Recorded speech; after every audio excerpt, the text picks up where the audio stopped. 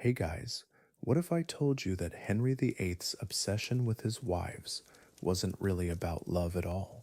Tonight, we're uncovering the disturbing psychological truth behind 6 marriages that ended in divorce, beheading, and death. This isn't the fairy tale version you learned in school. This is about power, paranoia, and a king whose brain might have been literally rewiring itself with every passing year. The real reason his wives couldn't satisfy him will change everything you thought you knew about history's most infamous royal marriage. Welcome to Hearts and History. I'm so glad you're here. Tonight's perfect for this story. Something about the darkness outside makes these old secrets feel more real. Get comfortable, maybe grab some tea, and let this wash over you. If you're new here, hit subscribe. We explore love stories that shaped the world, told the way they deserve to be told. Drop a comment letting me know where you're listening from and what time it is. I love knowing we're all scattered across different time zones, sharing these moments together. Chapter 1: Crowning a Hopeful Heart. April 1509. Westminster Abbey fills with the scent of frankincense and the weight of expectation. Henry Tudor, barely 18, kneels before the altar as holy oil touches his forehead.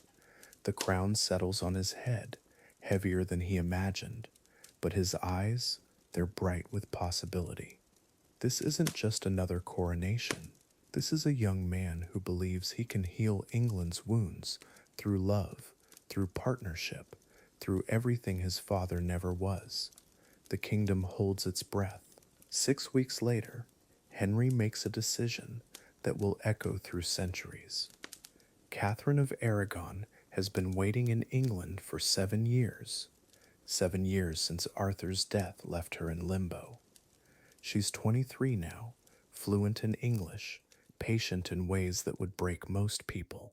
When Henry announces their engagement, courtiers whisper about politics and alliances. But watch his face when he looks at her. Something genuine flickers there. Something that feels like the beginning of a love story, not the first chapter of a tragedy. June 11th, Westminster Abbey again. But this time it's draped in cloth of gold, not solemn ceremony. Catherine walks toward the altar in white satin, her auburn hair flowing free under a circlet of diamonds. Henry waits for her, and when their eyes meet, there's something electric. The witnesses later describe feeling like they were watching two people who actually chose each other. In an age of arranged marriages and political contracts, this feels different. It feels real. It feels like hope taking human form. The wedding feast stretches until dawn. Hundreds of candles cast dancing shadows on silk tapestries. Lute music drifts between conversations in Latin, Spanish, English. Henry can't stop touching Catherine's hand, small gestures, but intimate ones. She laughs at something he whispers, and the sound carries across the hall like silver bells. Nobles, who came expecting political theater, find themselves watching something unexpectedly tender. Even the Spanish ambassadors seem surprised. This wasn't supposed to be about love, but here they are, two young people drowning in it. Summer 1509 becomes a fairy tale. Henry and Catherine hunt together in the morning mist, their horses breathing clouds of vapor. He teaches her English archery. She teaches him Spanish poetry. Palace servants find them in the library at midnight, reading to each other by candlelight. Henry writes her letters even when they're in the same building, pages of romantic verse that make seasoned courtiers blush. Catherine keeps every single one. This is what happiness looks like when you're young, royal, and convinced the world will bend to your will. But even in paradise, shadows exist. Catherine's first pregnancy ends in miscarriage, before most people even know she's expecting. Henry holds her while she cries, promises it will happen again soon. He seems genuinely heartbroken, not for the lost heir, but for her pain. Still, you can see something shift in his eyes during the following weeks, a flicker of calculation, a moment where love and duty stop being the same thing. Catherine notices too, though she pretends not to. The first crack in their perfect world, hairline thin but already spreading. New Year's Day 1511 brings hope back. Catherine is pregnant again, and this time everything feels different. Henry orders the finest physicians, the softest linens, the most exotic foods from across Europe. He barely leaves her side. When she craves Spanish oranges in February, he sends ships to Seville. When she can't sleep, he reads to her until dawn. The court watches this devotion with something approaching awe. Henry VIII, the king who will become history's most feared husband, spending his nights massaging his wife's swollen feet and whispering prayers for their child. January 1st, 1511, Henry holds his son for exactly 52 days. The baby boy they name Henry, future King of England, dies before his second month. Catherine's grief is devastating, but it's Henry's reaction that changes everything. He doesn't rage or blame. Instead, he becomes quieter, more distant. Palace servants notice him staring out windows for hours, lost in thoughts he shares with no one. When Catherine reaches for his hand during morning prayers, he lets her take it. But something vital has shifted. The man who believed love could conquer anything now wonders if perhaps it can't. 1511 becomes 1512, then 1513. More pregnancies, more losses. Each miscarriage chips away at Henry's fairy tale vision. He still loves Catherine. You can see it in how gently he helps her into carriages, how he remembers she likes cinnamon in her wine. But love mixed with desperation creates something toxic. He starts consulting physicians about her body like she's a prize horse with reproductive problems. The romantic letters become fewer. The midnight conversations turn to discussions of diet, exercise, prayer, love becoming clinical, intimacy becoming work. Catherine handles this shift with grace that breaks your heart. She never complains when Henry schedules her meals, her sleep, her daily activities around maximizing fertility. She submits to examinations by foreign doctors who poke and prod while discussing her in Latin as if she's not there. But late at night, her ladies-in-waiting hear her crying, not the dramatic sobs of someone seeking attention, quiet tears that speak of dreams dying slowly. She's starting to understand that she might lose Henry long before she loses the crown. 1516 brings Mary, their daughter, alive and healthy and perfect. Catherine weeps with relief when the midwife places the baby in her arms. Henry arrives minutes later, still muddy from hunting. He looks at his daughter with something approaching wonder, then at Catherine with renewed tenderness. For a moment, it feels like the old days, like love might be enough after all. But when courtiers congratulate him on his heir, his smile falters. A daughter can inherit, but succession through the female line is complicated, dangerous. The fairy tale gets another reprieve, but the clock keeps ticking. The months after Mary's birth feel like borrowed time. Henry dotes on his daughter, commissioning portraits and planning her education before she can even sit up.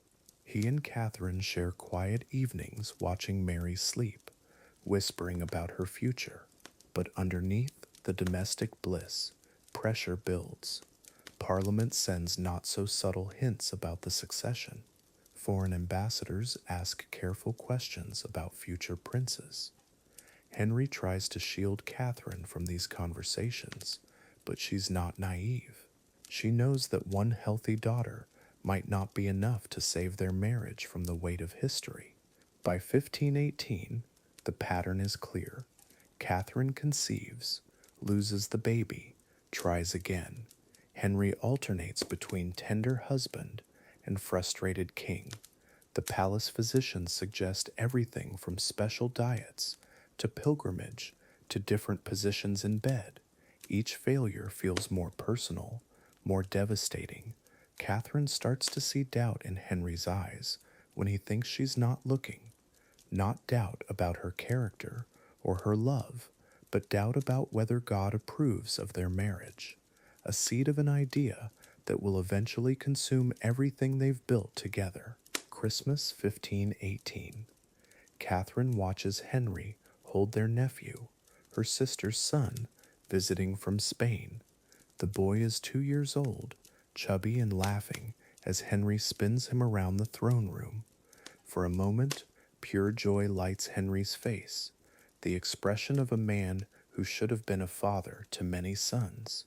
When he sets the child down and looks at Catherine, she sees something that chills her blood. Not hatred, not even disappointment.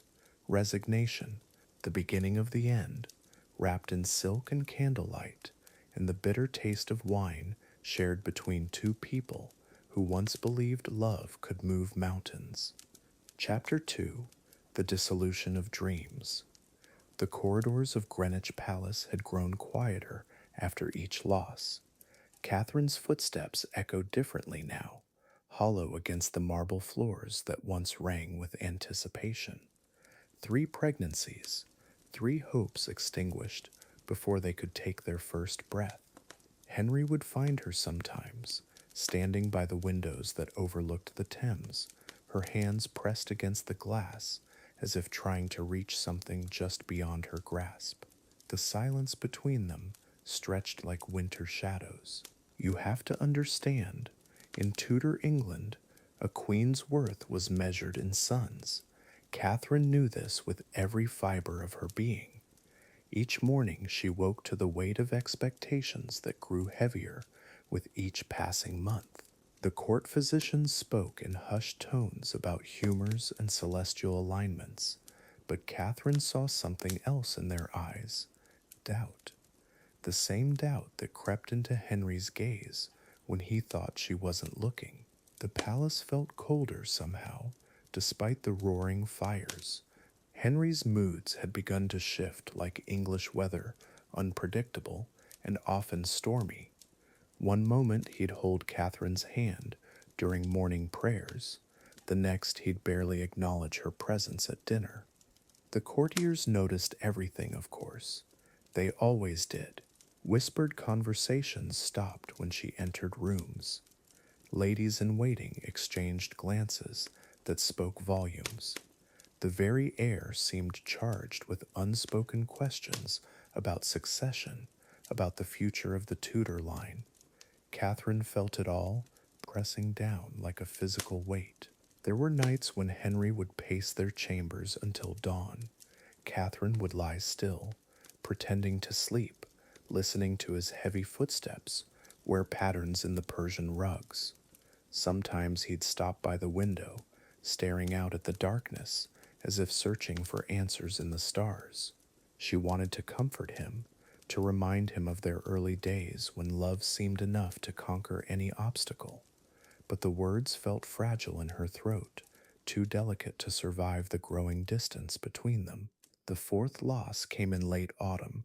Catherine had been so careful this time, avoiding rich foods, staying away from the hunting parties, spending hours in prayer.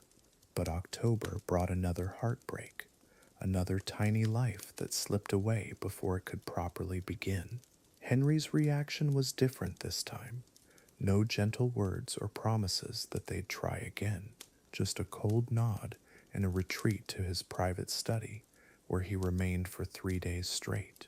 The palace staff walked on eggshells around them both. Winter arrived early that year, coating the palace grounds in a layer of frost that seemed to seep into the very stones. Catherine found herself drawn to the chapel more often, seeking solace in the familiar ritual of prayer. But even there, she couldn't escape the whispers. Had God abandoned her? Was her Spanish blood somehow tainted? The questions followed her like shadows, dark thoughts that multiplied in the short days and long nights.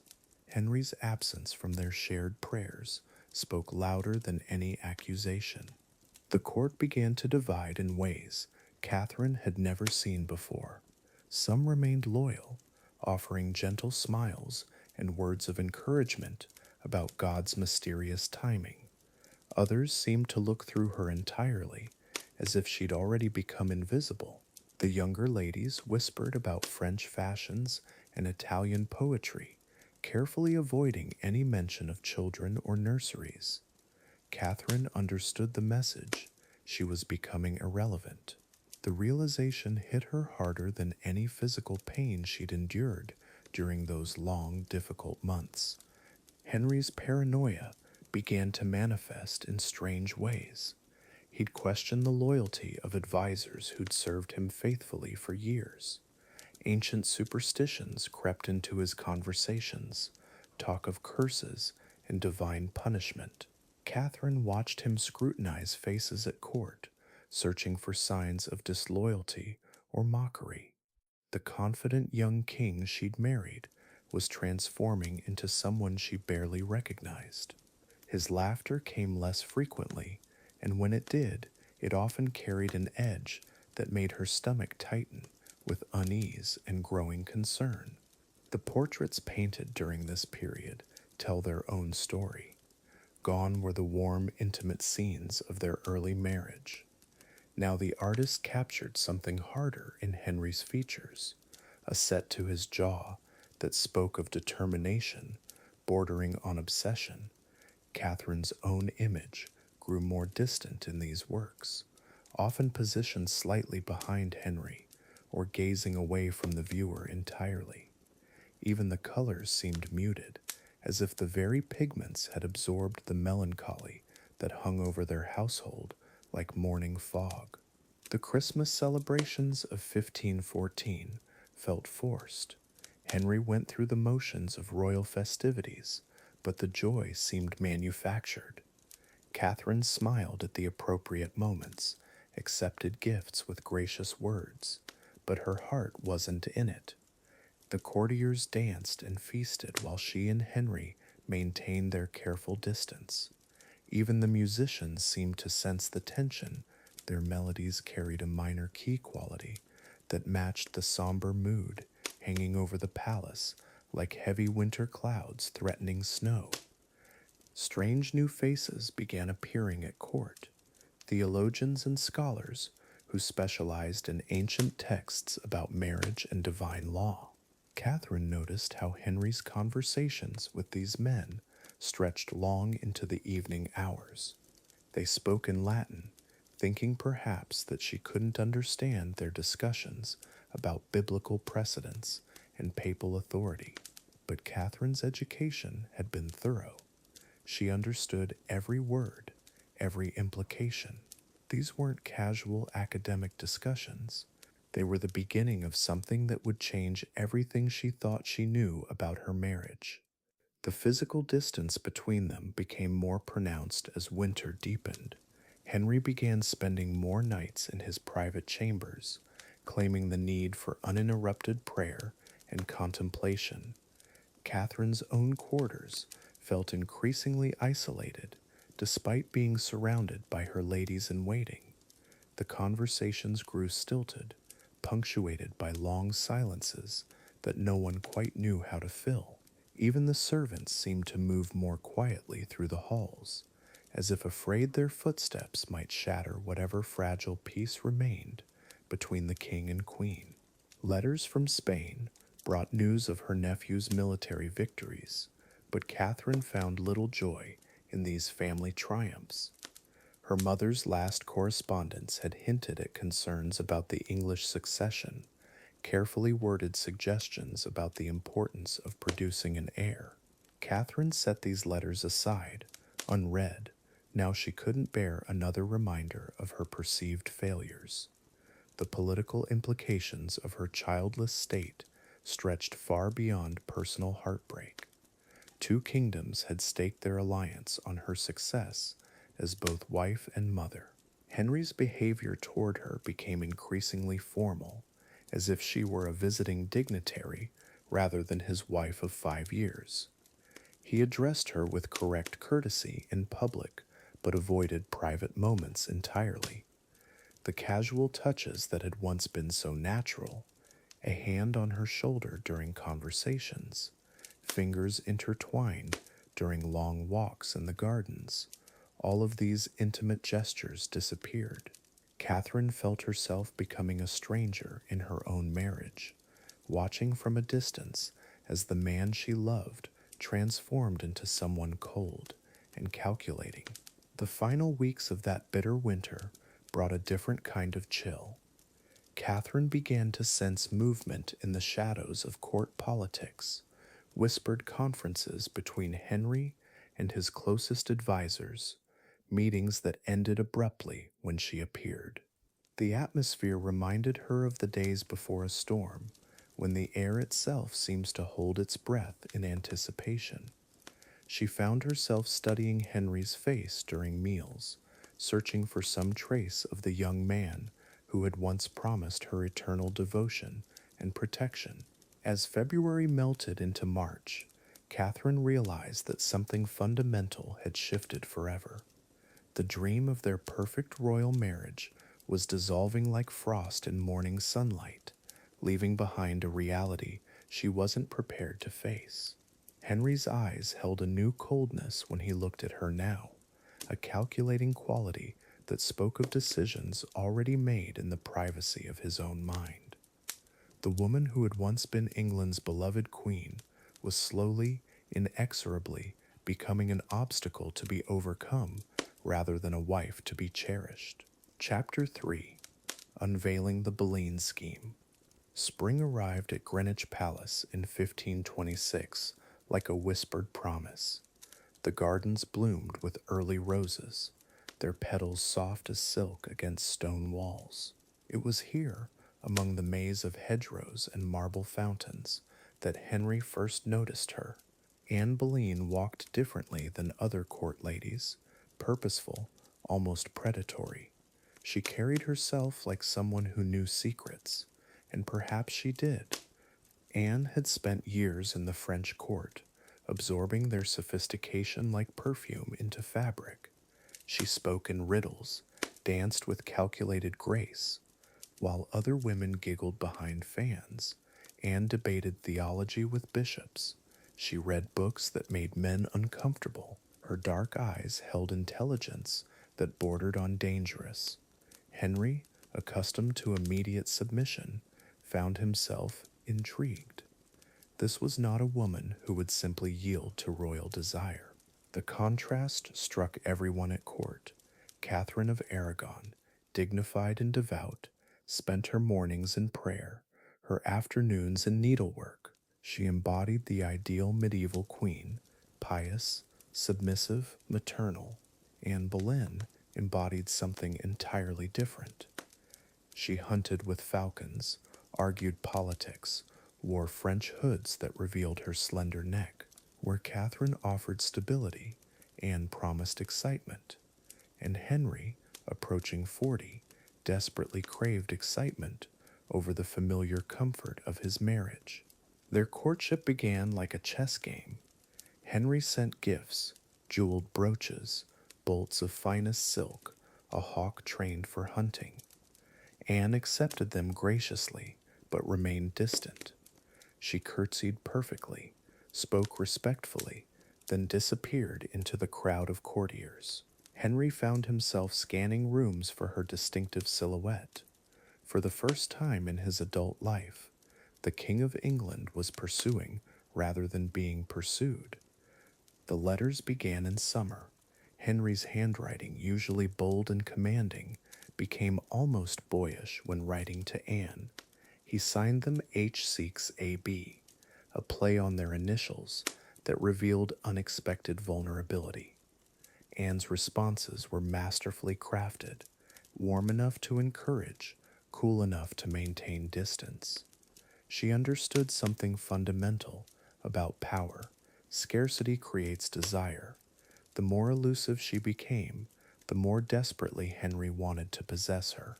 By autumn, Henry's infatuation had become court gossip. Servants whispered in corridors about the king's distraction during council meetings. Ambassadors reported his mood swings to foreign courts. Catherine, dignified as always, pretended not to notice her husband's wandering attention. But late at night, alone in her chambers, she must have felt the ground shifting beneath 20 years of marriage.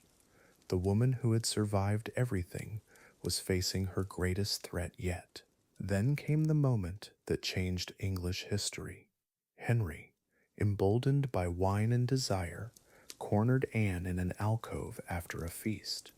His hands reached for her waist, his lips moved toward hers. Anne stepped back, pressed against cold stone, and spoke words that would echo through centuries. "I will not be your mistress." The rejection stunned Henry. No one refused the King of England. No one, except this dark-eyed woman who dared to demand marriage. The word marriage hung between them like incense in chapel air. Henry's first reaction was laughter. Surely she jested. But Anne's expression remained serious, almost serene. She understood her own worth and refused to settle for anything less than a crown. This wasn't just about love or desire anymore. This was about reshaping the very foundations of English monarchy. And slowly, impossibly, Henry began to consider the unthinkable: divorce. Winter brought secret meetings in candlelit chambers. Henry summoned his most trusted advisers, Cardinal Wolsey, Thomas Cranmer, men who understood both law and discretion. The conversations began carefully, hypothetically. What if the king's marriage was invalid? What if God disapproved of his union with his brother's widow? Slowly, methodically, they began constructing the theological and legal framework for something unprecedented in English history: a king divorcing his queen. The corridors of Westminster buzzed with whispered conferences. Legal scholars pored over ancient texts by lamplight, searching for precedents that might support Henry's case. Canon lawyers debated interpretations of biblical passages. Money changed hands as information was bought and sold. The machinery of power, usually devoted to governing a kingdom, now focused entirely on one man's desire to remarry. England itself was being restructured to satisfy Henry's obsession. Anne remained at court, but carefully maintained her distance. She understood that appearances mattered. Too much intimacy would destroy her reputation and weaken Henry's case for annulment. So she performed the role of virtuous maiden, perfectly present but untouchable, encouraging but pure. Meanwhile, privately she studied every aspect of royal protocol, preparing herself for a crown she hadn't yet been offered, but somehow knew would be hers. Cardinal Wolsey found himself in an impossible position. For 20 years, he had been Henry's closest advisor, the man who made royal wishes reality. Now Henry demanded something that might destroy England's relationship with Rome, with the Holy Roman Empire, with Catholic Europe itself. Wolsey tried to counsel patience, suggesting alternative solutions, but Henry's mind was made. There would be no compromise, no alternatives, only Anne Boleyn as his wife and queen. The Pope's refusal arrived in spring, carried by exhausted messengers who had ridden hard from Rome. Clement VII would not grant an annulment. Henry's marriage to Catherine of Aragon was valid and permanent in the eyes of God. The letter was brief but absolute. Henry read it once, then threw it into the fireplace. He watched the papal seal melt and bubble in the flames. Something fundamental had just broken between England and Rome. What followed was revolution disguised as theology. Henry declared himself supreme head, of the Church of England. Monasteries would be dissolved, their wealth flowing into royal coffers. English bishops would replace papal authority. Thomas Cranmer, the mild-mannered scholar, found himself Archbishop of Canterbury. The man who had once been Europe's most loyal Catholic son was now leading Protestant rebellion, all for love or obsession, or perhaps they had become the same thing. The wedding took place in secret, sometime in November 1532.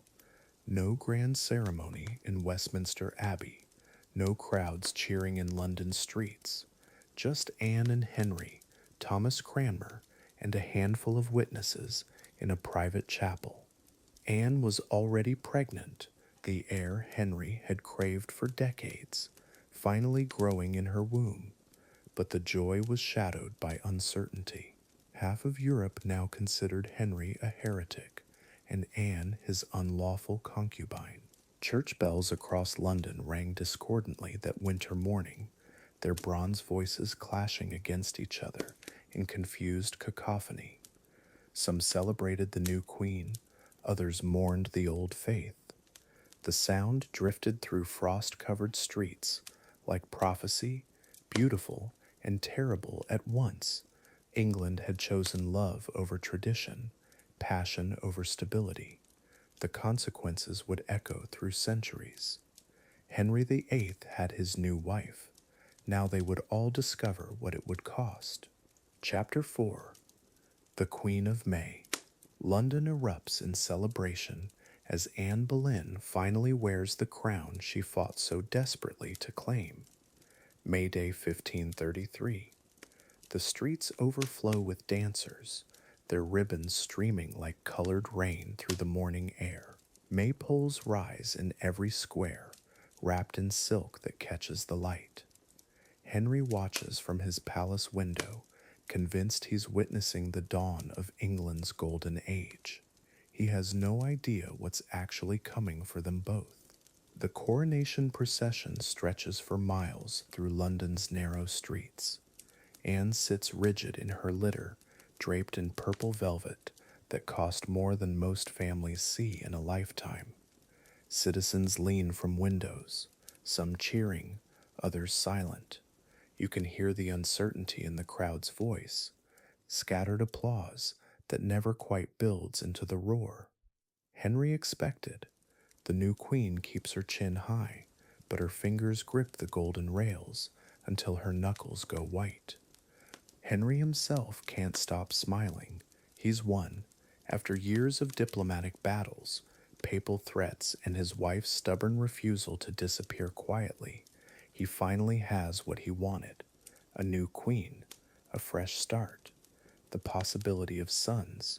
He throws coins to the crowds from his horse, laughing when children scramble in the dirt to collect them. This is his moment of triumph. The problem is, it's built on foundations that are already cracking beneath his feet. The May Day festivities blur into something almost frantic. Morris dancers leap through the palace courtyards, bells jingling on their ankles. Minstrels play until their fingers bleed. Cooks roast entire oxen over fire pits that smell of rosemary and burning fat. It's as if the entire kingdom is trying to convince itself that this change is worth celebrating. But underneath all the noise and color, something feels off, like everyone's trying too hard to be happy. Anne's face tells a different story than her royal clothes. When she thinks no one's watching, her expression shifts. The practiced smile slips. For just a moment, you can see the girl who climbed into a king's bed to escape her family's debts. The woman who knows exactly how precarious her position really is. She's won the crown, but crowns can be lost. And Henry has done this before. That's the thought that haunts her quiet moments. The court jesters perform with unusual edge that day. Their jokes cut deeper. Their laughter sounds more like warnings than entertainment. One mime pretends to lose his head, then picks it up and bows to the new queen. The audience laughs nervously. Even the entertainers seem to understand something the royal couple refuses to see. Power this absolute, this violent. It never stays in one place for long. It just keeps moving and destroying and moving again. Foreign ambassadors watch these celebrations with careful eyes, writing coded letters to their kings. They see what Henry's blindness won't let him acknowledge. England has isolated itself. The Pope's anger isn't going away. Catherine of Aragon still has powerful allies who consider Anne nothing more than a royal mistress with expensive jewelry. The May Day ribbons will fade, the music will stop, and then the real work begins. The deadly, careful work of staying alive at court. Anne's ladies-in-waiting dress her each morning with increasing nervousness. They layer silk and jewels like armor, as if beauty alone could protect her. But they've seen how quickly Henry's affections can turn, how his love transforms into something cold and calculating when he stops getting what he wants. They brush her hair, fasten her necklaces, and pray privately that she'll give him a son, soon, before his attention starts to wander toward other faces, other possibilities. The palace itself seems to hold its breath during these bright days of celebration. Servants hurry through corridors that echo with unusual laughter, but they keep their eyes down. They remember Catherine's ladies weeping as they packed her belongings. They remember how quickly rooms can empty when a queen falls from grace. Stone walls have long memories. These same halls will witness Anne's own downfall in just 3 short years, but for now, the tapestries flutter with festive air. Henry's obsession with Anne reaches its peak during these May celebrations.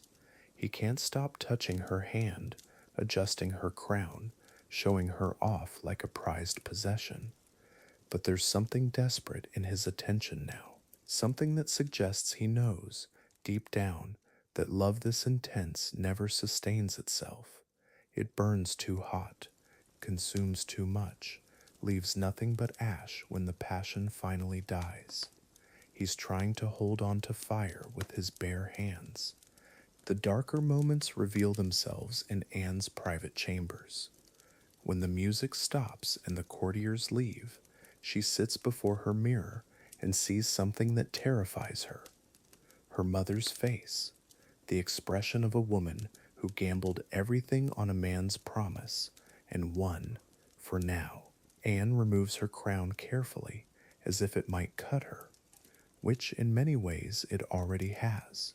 She's trapped inside a golden cage of her own making. The May Queen tradition takes on sinister undertones this year. Village girls crowned with flowers, celebrated for a single day, then forgotten until next spring. Anne watches from her royal litter as temporary queens laugh and dance, not knowing how perfectly they mirror her own situation. Beautiful for a season, worshipped briefly, then replaced when the novelty fades. The parallel isn't lost on her, even if she tries not to think about it too carefully. Palace food tastes different now that Anne is queen. Richer, more elaborate, poisoned with possibility.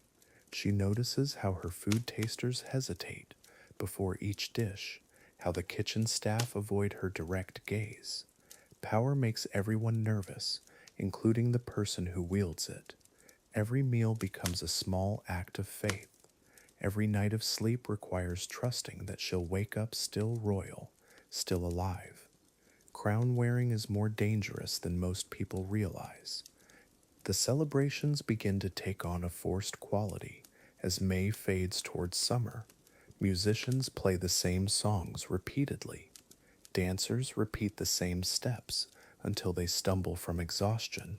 Henry demands joy, but joy can't be commanded into existence. It either happens naturally or it curdles into something bitter and false. The court is performing happiness now, not living it, and everyone, including Anne, can feel the difference. It tastes like fear disguised as wine. Letters arrive daily from Rome, sealed with papal wax that looks like drops of blood on parchment. Henry refuses to read them, but Anne catches glimpses of the anger in their contents. Excommunication, political isolation, the promise of divine retribution. She's not just fighting other women for Henry's attention now, she's fighting the entire Catholic world. The crown on her head suddenly feels heavier than gold should, like it's pulling her down towards something dark and final. As the chapter closes, the bright May colors begin to fade into something moodier, more ominous. The ribbons look faded in evening light. The laughter sounds more shrill than joyful. Anne stands at her window, watching the last of the celebration fires burn down to embers, and wonders if this is how Catherine felt during her final days as queen. Powerful one moment, forgotten the next. The May Queen's crown always wilts when summer comes. Chapter 5. Dethroned by Deceit. The same charm that lifted Anne Boleyn to a throne would become the weapon used against her. By 1535, the golden glow around Henry's second queen had begun to fade. 3 years of marriage, 3 miscarriages, and still no living son. The court whispered behind silk fans and heavy curtains. Anne's sharp wit, once so captivating, now seemed dangerous. Her French mannerisms felt foreign. Even her laughter sounded different to Henry's increasingly paranoid ears. The trap was being set. Henry's obsession with a male heir had grown monstrous. Every month that passed without Anne's pregnancy felt like a personal betrayal. He'd already broken from Rome, declared himself head of the English Church, and executed his closest friend Thomas More, all for this woman who couldn't give him sons. The king's leg wound. That old jousting injury had begun to fester regularly. The pain made him irritable. Sleep came in fragments, and when Henry couldn't sleep, no one at court slept peacefully. Anne sensed the shift like an animal sensing a storm. Conversation stopped when she entered rooms. Servants avoided her eyes. Even her own ladies-in-waiting seemed nervous, fidgeting with their prayer books, speaking in hushed tones. She'd seen it happen to Catherine of Aragon, that slow isolation that preceded exile. But Catherine had been discarded, set aside. Anne had helped orchestrate that downfall. She understood, with growing dread, that her fate might be far worse. Henry didn't just discard inconvenient wives anymore. Thomas Cromwell watched everything with calculating eyes. Henry's chief minister had once been Anne's ally, helping her navigate the complex divorce from Catherine. But Cromwell was a survivor first, loyal second. He could read the political weather better than anyone at court. Anne had made enemies, powerful ones. The old Catholic families still resented her. Foreign ambassadors spoke of her with barely concealed disgust. Cromwell began to see Anne not as an asset, but as a liability, a problem requiring permanent solution. The conspiracy began with whispers about Anne's behavior. Court musicians, young men who'd once entertained the Queen with lute songs and poetry, suddenly found their friendships scrutinized. Mark Smeaton, a talented musician from humble beginnings, became the first target. Under interrogation, under torture, he confessed to adultery with the Queen. Whether true or not hardly mattered. Cromwell had his first thread. From there, he could weave a web that would catch anyone he chose. The machine of destruction had started. Henry Norris, one of the king's oldest friends, was next. A gentleman of the Privy Chamber who'd known Henry since their youth. Norris had been kind to Anne, respectful, perhaps too attentive, in the king's increasingly suspicious mind. Then William Brereton, another courtier. then Sir Francis Weston, each man arrested, each questioned, each contributing another piece to the fabricated case against the Queen. The charges grew more elaborate with each arrest. Adultery became conspiracy. Conspiracy became treason. Treason carried only one sentence. The most shocking arrest came last. George Boleyn, Anne's own brother. The charge was unthinkable, unspeakable, incest. The court recoiled in horror, but also with a terrible fascination. If Anne could corrupt her own brother, what depths of depravity might she reach? The accusations were almost certainly false, manufactured to ensure her complete destruction. But in Henry's England, accusation often became truth through sheer repetition. George Boleyn, once proud and witty, now faced the same terrible fate as his sister. Anne was arrested on May 2nd, 1536, at Greenwich Palace. She'd been watching the May Day jousts with Henry just the day before, noting his cold distance but not understanding its meaning. When the guards came for her, she asked why. No clear answer came. She was taken by barge to the Tower of London, the same fortress where she'd stayed in luxury before her coronation just 3 years earlier. Now she entered through the Traitor's Gate. The difference in circumstance must have felt like stepping through a mirror into nightmare. In the Tower, Anne's composure finally cracked.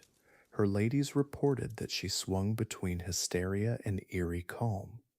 One moment laughing inappropriately, the next weeping uncontrollably. She spoke constantly, sometimes to her attendants, sometimes to herself. She worried about her daughter Elizabeth, barely 2 years old. She protested her innocence again and again, as if repetition could make it more true. Her appetite vanished. Sleep came only in fragments filled with dark dreams of scaffold and executioner's block. The trial was a foregone conclusion. 26 peers sat in judgment, including Anne's own uncle, the Duke of Norfolk, who would pronounce her sentence. The evidence was thin, often contradictory. Witnesses placed Anne in impossible locations at impossible times, but the political will to destroy her was absolute. Henry had already chosen his next wife, Jane Seymour, one of Anne's own ladies-in-waiting. The king's desire had moved on. Anne Boleyn had become not just inconvenient, but actively dangerous to his new plans. The verdict surprised no one, guilty on all charges, death by burning or beheading at the king's pleasure. Anne received the news with strange dignity, her hysteria replaced by an almost supernatural calm. She'd seen how this machinery of destruction worked. She'd helped operate it against Catherine of Aragon and Thomas More. Now she was caught in its gears. Her brother George and the 4 men accused with her received the same sentence. The executions were scheduled for May 18th and 19th, 1536. Henry showed his only mercy in choosing the method of Anne's death. Instead of the traditional burning or the crude English axe, he imported a French swordsman from Calais. The sword was quicker, cleaner, more befitting a former queen. Anne seemed almost grateful for this small kindness. She spent her final days writing letters, praying, and preparing her soul.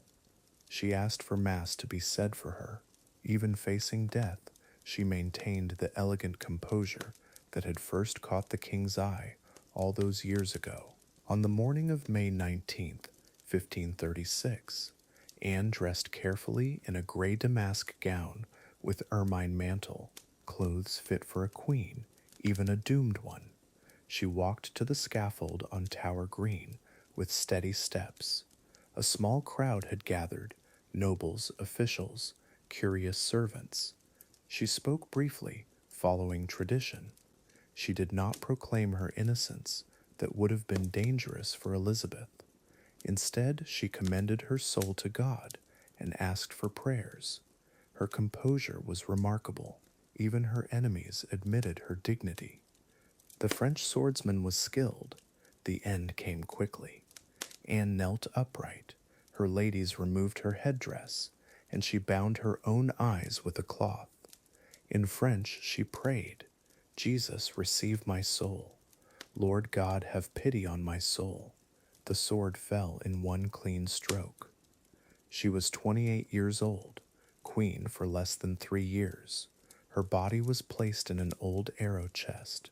No proper coffin had been prepared. They buried her in the chapel of St. Peter at Vincula within the tower walls. News of Anne's execution spread through London like wildfire. Some mourned, others celebrated. Foreign ambassadors wrote detailed reports to their courts. The French were horrified. Anne had been educated in France, had French sympathies. The Spanish felt vindicated. Catherine of Aragon had been avenged. But many English subjects simply felt confused. How had their queen gone from coronation to scaffold so quickly? The speed of her fall was almost as shocking as the fall itself. England watched and wondered who might be next. Within hours of Anne's death, Henry was hunting at Windsor with Jane Seymour. Within days, they were officially betrothed. The king had found his pattern. When a wife failed to produce sons, she could be discarded. And if discarding wasn't enough, well, other methods were available. Anne Boleyn's greatest legacy wouldn't be her brief queenship, but the dangerous precedent she'd set. In Henry's England, being queen had become the most perilous position a woman could occupy. 5 wives would learn this lesson after Anne. Chapter 6. The Meek May Inherit. The palace had grown quiet again. Not the charged silence of Anne Boleyn's final days, but something softer, more careful. In these hushed corridors, Jane Seymour moved like a whisper made flesh. Where Anne had blazed through rooms demanding attention, Jane seemed to fade into the tapestries themselves, her pale hands folded, her voice barely rising above the crackle of hearth fires. Henry watched her differently now, his eyes no longer hunting for sparks, but seeking something gentler, something that wouldn't burn him. Jane understood the language Henry needed now. Submission dressed in silk. Where other women had challenged him, she yielded. Where they had argued, she listened. Her curtsy lasted a heartbeat longer than protocol required. Her downcast eyes spoke volumes he finally wanted to hear. This wasn't weakness, it was strategy, wrapped in genuine humility. She had watched 2 queens fall, Anne through defiance, Catherine through stubborn dignity. Jane chose a different path, one paved with quiet compliance and careful smiles, the path of the survivor. In the gardens at Greenwich, Henry found himself walking slower beside her. Jane's steps were measured, unhurried. She stopped to admire flowers others overlooked. White roses climbing trellises, the delicate arch of lavender stems. Her presence felt like cool water after fever. No dramatics, no passionate outbursts that once thrilled him but now exhausted his aging heart. Just this steadiness, this calm that settled into his bones like medicine. For the first time in years, Henry didn't feel the need to perform, to conquer, to prove. Their courtship unfolded in small moments. Henry reading aloud while Jane embroidered, her needle catching late afternoon light. Shared glances across crowded halls that spoke of understanding rather than passion. When he raged about Parliament or foreign affairs, she didn't offer advice. She simply sat nearby, her presence an anchor in his storms. This was love stripped of its peacock feathers, love that asked for nothing but offered everything, the kind of devotion Henry had always craved but never recognized, until now, when his world had grown too heavy for anything else. Their wedding took place just 11 days after Anne's execution. No grand spectacles this time, no crowds cheering in the streets. Jane arrived at the ceremony in simple white silk, her hair pulled back beneath a modest hood. The ceremony itself felt almost apologetic. Whispered vows in a private chapel, candles flickering against dark wood. Henry's hands shook slightly as he placed the ring on her finger. Whether from age, nerves, or the weight of recent events, no one dared ask. Jane smiled up at him with eyes that promised only peace. As queen, Jane transformed the palace atmosphere without proclamation or decree. She simply existed differently. The household staff moved more quietly around her. Courtiers lowered their voices in her presence. She brought back the old traditions Henry had abandoned during his tumultuous years with Anne. Catholic prayers returned to private chambers. The rhythm of feast days and fasting restored, not through force, but through example. Jane understood that sometimes the most radical act is simply being ordinary, being what a tired king desperately needed, normalcy wrapped in royal silk. The pregnancy announcement came quietly, like everything else about Jane. No grand fanfare, just whispered consultations with physicians and the gradual loosening of her gowns. Henry's joy was different this time, too. Less desperate, more hopeful. He spent evenings with his hand resting gently on her growing belly, talking to the child within, his voice softer than courtiers had heard in years. Jane would smile and place her hand over his. Together they dreamed of sons and daughters, of a future that might finally bring Henry the peace that had eluded him. Throughout the pregnancy, Jane maintained her gentle routine, morning prayers in her private chapel, afternoons spent with her ladies, discussing household matters in voices that never rose above conversation. She walked the gardens daily, even as autumn turned leaves the color of her hair. Henry often joined her, matching her slow pace. They rarely spoke of the past, of Anne, of Catherine. Instead, they talked of small things, the coming winter, plans for Christmas celebrations, the baby's nursery, simple topics that felt revolutionary in their very ordinariness. Labor began on an October morning when fog hung thick over the Thames. Jane had been walking the gardens as usual, stopping to deadhead the last roses of the season. The first pain caught her by the fountain, doubling her over against cool stone. Her ladies rushed to help, but Jane waved them back with characteristic grace. Just a moment to breathe through it, just a moment to gather herself before the real work began.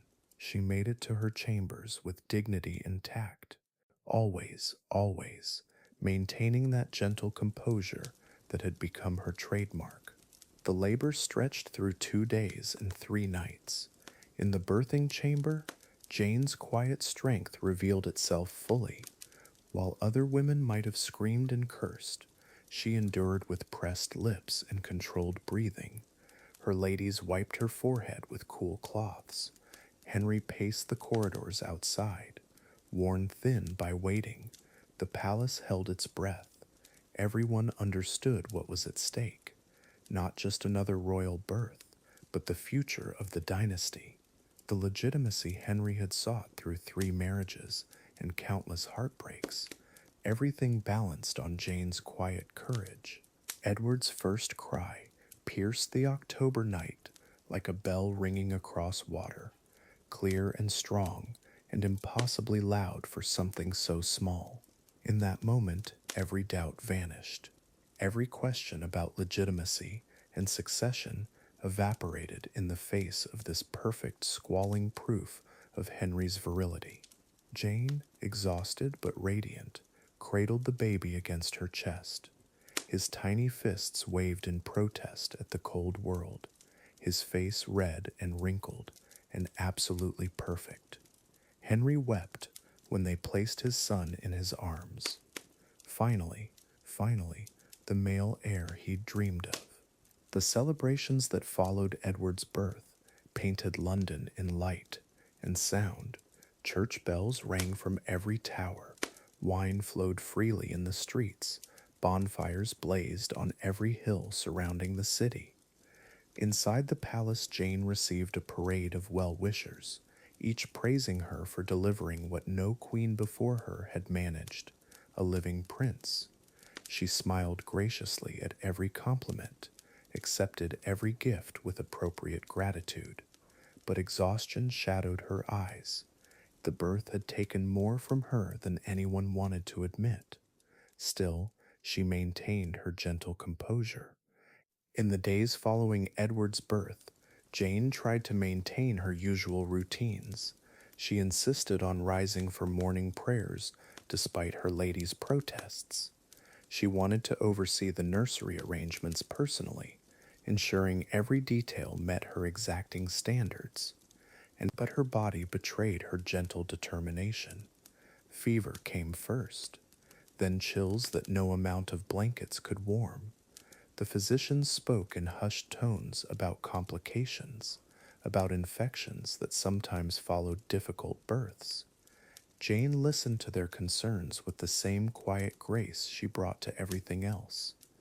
As Jane's condition worsened, the palace atmosphere grew heavy with unspoken dread. Henry spent hours beside her bed, holding her pale hand in both of his. She drifted in and out of consciousness, sometimes mistaking him for her father, sometimes calling for Edward, wanting to hold her son one more time. The fever burned through her like wildfire, consuming the gentle strength that had defined her reign. Her ladies kept vigil, changing cool cloths on her forehead, praying for a miracle that seemed increasingly unlikely to come. Jane Seymour died as she had lived quietly, without drama or final speeches, simply a gradual fading, like candlelight guttering in a gentle breeze. Her last breath came at dawn on October 24th, exactly 12 days after giving Henry his longed-for heir. Henry knelt beside her bed long after she was gone, still holding her hand. Outside, autumn rain fell softly on the palace gardens. The roses she had loved so much were finally spent, their petals scattered across paths she would never walk again. In the months that followed, Henry ordered white roses planted throughout all his gardens, English roses that would bloom each spring in Jane's memory, the variety she had favored for their subtle fragrance and pure color. He never remarried for love again, couldn't. Jane had given him everything, a son, peace, and proof that quiet devotion could triumph where passion had failed. She became the standard against which he measured all others, the meek queen who had indeed inherited something precious, Henry's heart, finally at rest. Chapter 7. War and Wedding Bells. By January 1540, Henry needed allies more than he needed love. The German Protestant princes offered military support, but at a price. Their price was marriage. Marriage to Anne of Cleves, sister of the Duke, who controlled key territories along the Rhine. Thomas Cromwell spread out maps on the council table, his finger tracing trade routes. The king's fourth wedding would be a transaction, nothing more, nothing less. Cold politics dressed in silk and ceremony. Hans Holbein painted Anne's portrait that autumn, capturing her in rich burgundy velvet, hands folded, eyes steady. The painting traveled to England in a leather case, bouncing along muddy roads for weeks. Henry studied that canvas for hours. Her face seemed kind, intelligent. The pearls at her throat caught light from the palace windows. He convinced himself he could learn to love this woman, this stranger, who would share his throne. Sometimes wanting something to be true almost makes it true. The betrothal contracts arrived in November, thick parchment crackling with fresh wax seals. Scribes worked through the night, copying terms in Latin and German, dowry amounts, territory agreements, religious protections. Anne would bring 40,000 gold florins and the promise of Protestant unity against Catholic France. Henry signed his name with quick, impatient strokes. The ink was still wet when messengers galloped toward Cleves, carrying England's marriage proposal across the winter landscape. Anne began her journey to England in December, traveling in a wagon train that stretched for miles. Servants, guards, chests of German silver, and Flemish tapestries. She'd never seen the ocean before, never left her brother's duchy. The roads were frozen solid, wheels jolting over ruts that threw her against the wagon walls. At night, she practiced English phrases by candlelight, trying to wrap her tongue around words that felt strange.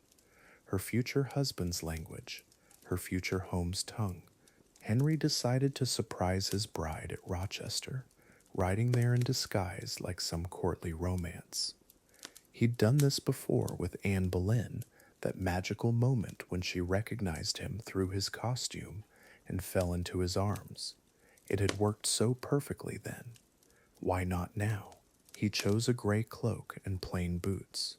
Thomas Culpeper rode beside him, both men grinning like schoolboys planning mischief. The king was 48 years old, still playing games, still believing in fairy tales. Anne was watching bear baiting from her chamber window when the strangers arrived. Two men in rough clothes, claiming to bring New Year gifts from the king. She received them politely, as her mother had taught her, but she didn't recognize Henry through his disguise, didn't swoon or blush or play the game he expected. Instead, she turned back to the window, more interested in the entertainment below. The bears, the dogs, the shouting crowd. Henry stood there, invisible, ordinary, forgotten already. Everything went wrong in that moment. Henry revealed himself with a flourish, expecting recognition, delight, perhaps even love at first sight. But Anne just stared. She curtsied properly, spoke her practiced English phrases, but her eyes held nothing. No spark, no warmth, no magic. The woman in Holbein's portrait had seemed so promising, but this stranger before him felt cold as winter stone. His romantic surprise had backfired completely. The fairy tale was already crumbling before the wedding even began. Henry returned to Greenwich in a black mood, complaining to anyone who would listen. She was not as she appeared in her picture, he growled. Too tall, too German. Her clothes were strange, her accent thick, her manner too reserved. Thomas Cromwell tried to soothe the king's wounded pride, reminding him of the political benefits, the alliance they desperately needed. But Henry had already decided. This marriage would be a duty, nothing more. He would endure it, barely. The wedding proceeded anyway, January 6th, 1540, at Greenwich Palace. Anne wore cloth of gold that rustled with every step. Henry stood beside her in purple velvet, his face a mask of royal composure.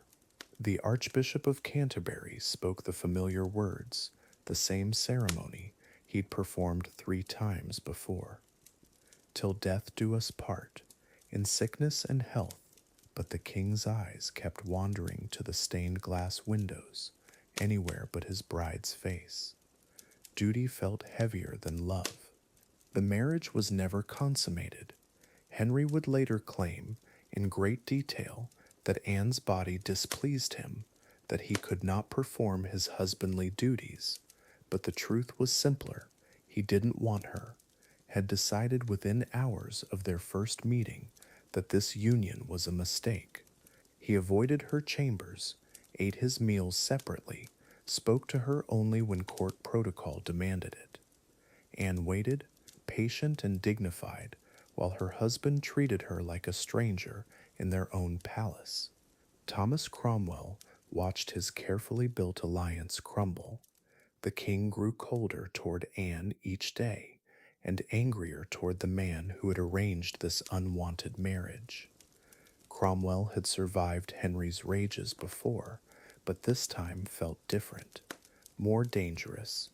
The king was looking for someone to blame for his unhappiness, someone to punish for this diplomatic disaster, someone expendable. Cromwell began sleeping poorly, jumping at footsteps in palace corridors. His time was running out, and everyone knew it. By spring, Henry had found his scapegoat and his solution. Cromwell would lose his head for treason, the price of arranging an unwanted marriage. And Anne would lose her crown but keep her life. The annulment papers were already being prepared, declaring their 6-month marriage null and void. She had agreed too quickly, Henry complained. Any woman who wanted to escape marriage to the King of England must be hiding something. His reasoning made no sense, but then again, it didn't have to. Anne signed the annulment papers on July 9th, her hand steady as she wrote her name. She agreed that their marriage had never been valid, that they had been more like brother and sister than husband and wife. The lies felt strange on the parchment, but freedom tasted sweeter than truth. She would become the king's beloved sister instead of his unwanted wife. Sometimes surrender is the wisest strategy. Sometimes losing everything means you get to live. Henry's generosity was lavish and calculating. Anne received Richmond Palace, plus 3 other manor houses scattered across the English countryside. £24,000 a year, enough to live like a princess without actually being one. Servants, horses, fine clothes, everything except the things she might have wanted most, a husband's love, children of her own. But perhaps by then she preferred jewels to heartbreak. Diamonds don't break promises. Emeralds don't grow tired of your accent or complain about your height. Anne adapted to her new life with remarkable grace. She learned to hunt with hawks, something German princesses rarely did. She hosted dinner parties for English nobles who had once whispered about her foreign ways. She even attended Henry's next wedding to Catherine Howard and smiled warmly at the 18-year-old bride who had taken her place. If bitterness lived in her heart, she buried it beneath courtesy. Survival sometimes demands the perfect performance of contentment. She had mastered that art completely. Years later, people would call Anne of Cleves the luckiest of Henry's wives. She kept her head while others lost theirs, lived in comfort while others died in disgrace. But late at night, in her beautiful empty palaces, did she wonder what might have been different? If she had recognized him in that gray cloak, if she had played his games better, if love had somehow bloomed between duty and disappointment. The price of survival was wondering about the life she never lived. Chapter 8. Catherine's Youthful Passion. She arrived at court like spring after endless winter. Catherine Howard, maybe 17, maybe 19. No one bothered with exact records for girls back then. What mattered was her laugh, the way it echoed through stone corridors that hadn't heard genuine joy in years. Henry heard it from 3 rooms away. That laugh would haunt him. It would also destroy her. But first, there was the dancing. The court musicians struck up a pavane just after sunset. Catherine moved differently than Anne of Cleves, than the others. Her hands knew where to go without thinking. Her feet found rhythms the older courtiers had forgotten existed. Henry watched from his throne, 50 years old now, his leg throbbing with each beat. But when she smiled at him across the dance floor, for a moment he forgot the pain completely. They called them forbidden affairs, but nothing felt forbidden when Catherine was involved. She had this way of making rule breaking seem natural, like breathing. The other ladies in waiting whispered about propriety, while Catherine simply lived. She'd slip notes during Mass, share secret glances during state dinners. Henry found himself canceling meetings just to watch her embroider by the window. The sunlight caught her auburn hair, made everything else seem gray. For months, the palace felt different. Servants hummed while they worked. Even the dogs seemed happier. Catherine had this gift for pulling people into her orbit, making them forget their troubles. Henry gave her a ruby necklace that had belonged to his mother, then another, then rooms of her own in the East Wing. She wore his gifts with the unconscious grace of someone who'd never known real want, who'd never learned to fear. Physical attraction at 50 looks different than at 20. Henry's desire for Catherine was desperate, hungry in a way that frightened even him. She represented everything slipping away from him: youth, vitality, the ability to believe in tomorrow. When she touched his arm during conversations, he felt electricity. When she didn't, when she was distracted or distant, the rage came like a storm, black and sudden and consuming everything in its path. The marriage happened quickly. July 1540. Catherine became Queen of England at an age when most girls were still learning household management. She signed her new name with careful, rounded letters, Catherine the Queen. But queenship was a performance she'd never rehearsed for. The crown was heavy, the responsibilities heavier. She kept giggling during state ceremonies. Henry found it charming at first, then less charming, then worrying, then infuriating. Henry's insecurities aided him like acid. He'd catch Catherine looking past him during dinner, wondering what she saw. Some young courier with working legs? Someone who didn't need help getting dressed? He started questioning her ladies in waiting, casual interrogations disguised as friendly conversation. Where does the Queen spend her afternoons? Who makes her laugh? Why does she seem distant lately? The questions always started innocent. They never stayed that way. Catherine flirted like she danced without thinking about consequences. A touch here, a whispered joke there. She treated everyone the same way because that's how she'd always moved through the world. But now, every gesture carried weight. Every smile was evidence. Every moment of inattention became proof of betrayal in Henry's increasingly paranoid mind. She didn't understand the rules had changed, that being queen meant becoming a prisoner of perception. The palace at Hampton Court has corridors that seem to stretch forever, stone floors that amplify every footstep. Late at night, when most of the court slept, you could hear everything: doors closing, whispered conversations, footsteps that shouldn't be there. Henry lay awake listening, counting, timing. His bedchamber connected to Catherine's through a shared anteroom. He knew exactly how long it took to cross from her door to the main corridor, exactly how many steps. Thomas Culpeper had been Henry's favorite gentleman of the bedchamber for years, handsome in that effortless way some men are blessed with. Catherine had known him before her marriage, before everything changed. When they found themselves alone in the same room now, the air felt charged. Dangerous, like standing too close to lightning. They both knew better. They both knew exactly what was at stake. But knowing and caring are different things entirely.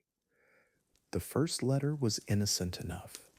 Catherine asked Culpeper to meet her in the Queen's private garden after evening prayers. Just to talk, she said, about old times, about how strange everything had become. The second letter was more specific. The third Well, the third letter would eventually be read aloud in a courtroom full of men, deciding her fate. Every word weighed, every phrase dissected, every emotion turned against her like a blade. Their meetings happened in spaces between spaces, alcoves that servants used to move unseen, storage rooms filled with tapestries that muffled sound. Catherine would arrive first, heart hammering so loud she was sure the whole palace could hear it. Then Culpeper's footsteps. Quick, careful, the rustle of fabric as they found each other in the darkness. They talked more than anything else about fear, about feeling trapped, about remembering what freedom felt like. Henry's spies were everywhere now, kitchen maids who reported conversations, courtiers who memorized guest lists, ladies in waiting who counted minutes and noted absences. Catherine felt the walls closing in, but couldn't stop herself from pushing back. If they wanted to watch her every move, fine, she'd give them something to watch. The defiance felt good, like reclaiming pieces of herself she'd lost to the crown. But defiance in Henry's court was always temporary. November brought the first real accusations. Someone had seen too much, reported too much. Henry's rage, when it finally came, shook the entire palace. Servants scattered like birds. Courtiers found urgent business elsewhere. Catherine's ladies in waiting were questioned for hours, each one breaking a little more, each one revealing details they'd promised to forget. The careful architecture of secrecy crumbled in a single afternoon. There was no putting it back together. The final meeting between Catherine and Culpeper happened in her private chambers. Risky beyond reason, but they were past caring about reason now. She knew what was coming, could feel it in the way servants avoided her eyes, the way conversations stopped when she entered rooms. Culpeper's hands shook as he held hers. They'd run out of time, out of safe spaces, out of everything except the truth. Neither wanted to speak aloud. Her whispered words to Culpeper that night would be their last private conversation. Whatever happens, remember that I chose this. The castle walls seemed to lean inward, listening. Even the shadows felt dangerous now. Another queen, another trial, another scaffold being built in the tower's courtyard. History preparing to repeat itself with slight variations. Different woman, same ending, same king, growing more dangerous with each betrayal, real or imagined. The wheel kept turning. Chapter 9. A noose died in debauchery. November 1541. The walls of Hampton Court Palace seemed to hold their breath as whispered accusations reach Henry's ears. Catherine's past, carefully buried, begins to surface like bones in thawed ground. Her lovers, Francis Derham, Henry Mannix, names that will soon echo through marble corridors. The young queen, barely 20, doesn't yet know that her world is crumbling. She still wears her jewels, still smiles at courtiers, still believes in tomorrow. The investigation begins quietly. Henry orders Thomas Cranmer to question Catherine's servants, her ladies in waiting, anyone who might know her secrets. Each interrogation reveals another thread, another midnight meeting, another stolen kiss. The testimony builds like sediment in a riverbed. Slowly, inevitably, Catherine's step-grandmother, Agnes Howard, tries to burn letters, but it's too late. The evidence has already taken root in Henry's paranoid mind. His rage simmers beneath royal composure, waiting to explode. Henry confronts Catherine on November 5th. The scene unfolds in his private chambers, thick tapestries, flickering candles, the scent of beeswax, and mounting terror. She denies everything at first. Her voice trembles but holds steady. She's been trained to charm kings, not survive their fury. Henry's questions grow sharper, more specific. He knows about the music lessons with Manox, the pre-contract with Derham. Catherine's composure finally cracks. The girl beneath the queen's mask begins to show. Catherine's apartments become a prison overnight. Guards posted at every door, her jewels confiscated, her servants questioned until they weep from exhaustion. She writes desperate letters to Henry, pleading for mercy, calling herself his most sorrowful subject. The parchment grows damp with tears as she begs him to remember their wedding day, the way he called her his rose without a thorn. But Henry's heart has already turned to stone. He's done this dance before. Parliament moves swiftly. They pass a bill of attainder, death without trial. Catherine is guilty by declaration, not evidence. The legal proceedings feel like theater, predetermined and hollow. Her supposed lovers face the executioner's block first. Derham and Culpeper die at Tyburn, their screams lost in London's winter wind. Catherine, confined to Sion Abbey, doesn't know they're dead. She still believes Henry might forgive her, still writes letters he'll never read. January 1542. Catherine learns her fate through a messenger's trembling voice. Death. The word hangs in the air like smoke from a dying fire. She faints, crumpling to the stone floor in a rustle of black silk. When she wakes, the reality settles over her like a burial shroud. 20 years old, queen for barely 18 months, now condemned to die for loving before she met her king. The injustice of it burns brighter than fear. They move Catherine to the Tower of London on February 10th, the same route Anne Boleyn took 7 years earlier.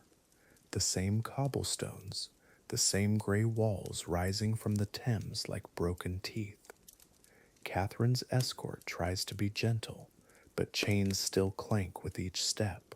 She requests the execution block be brought to her cell so she can practice laying her head correctly. Even facing death, she wants dignity, wants to die like a queen. Her final night in the tower stretches endlessly. Catherine prays, paces, writes one last letter to Henry. Her handwriting shakes, but the words are clear. She forgives him, asks for God's mercy on both their souls. Dawn approaches like a predator. She can hear the scaffold being built outside her window, hammers on wood, the sound of her approaching death being constructed, one nail at a time. She requests white silk for her execution dress. February 13th, 1542. Catherine walks to the scaffold with surprising steadiness. Her white gown catches what little sunlight filters through London's winter clouds. The crowd falls silent as she approaches the block. She speaks briefly, asks for prayers, declares her faith in Christ, begs forgiveness from God, if not from Henry. Her voice carries across Tower Green, clear and unbroken. This broken girl has found strength in her final moments. Catherine kneels at the block, her silk skirt spreading around her like fallen snow. She removes her hood herself, letting her dark hair fall free.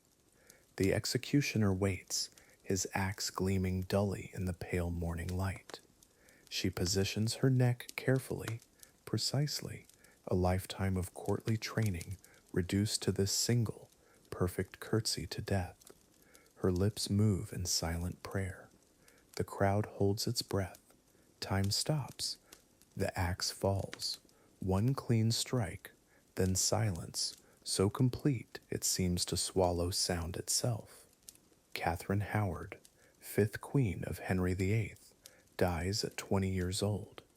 Her blood stains the scaffold dark against the white silk of her dress.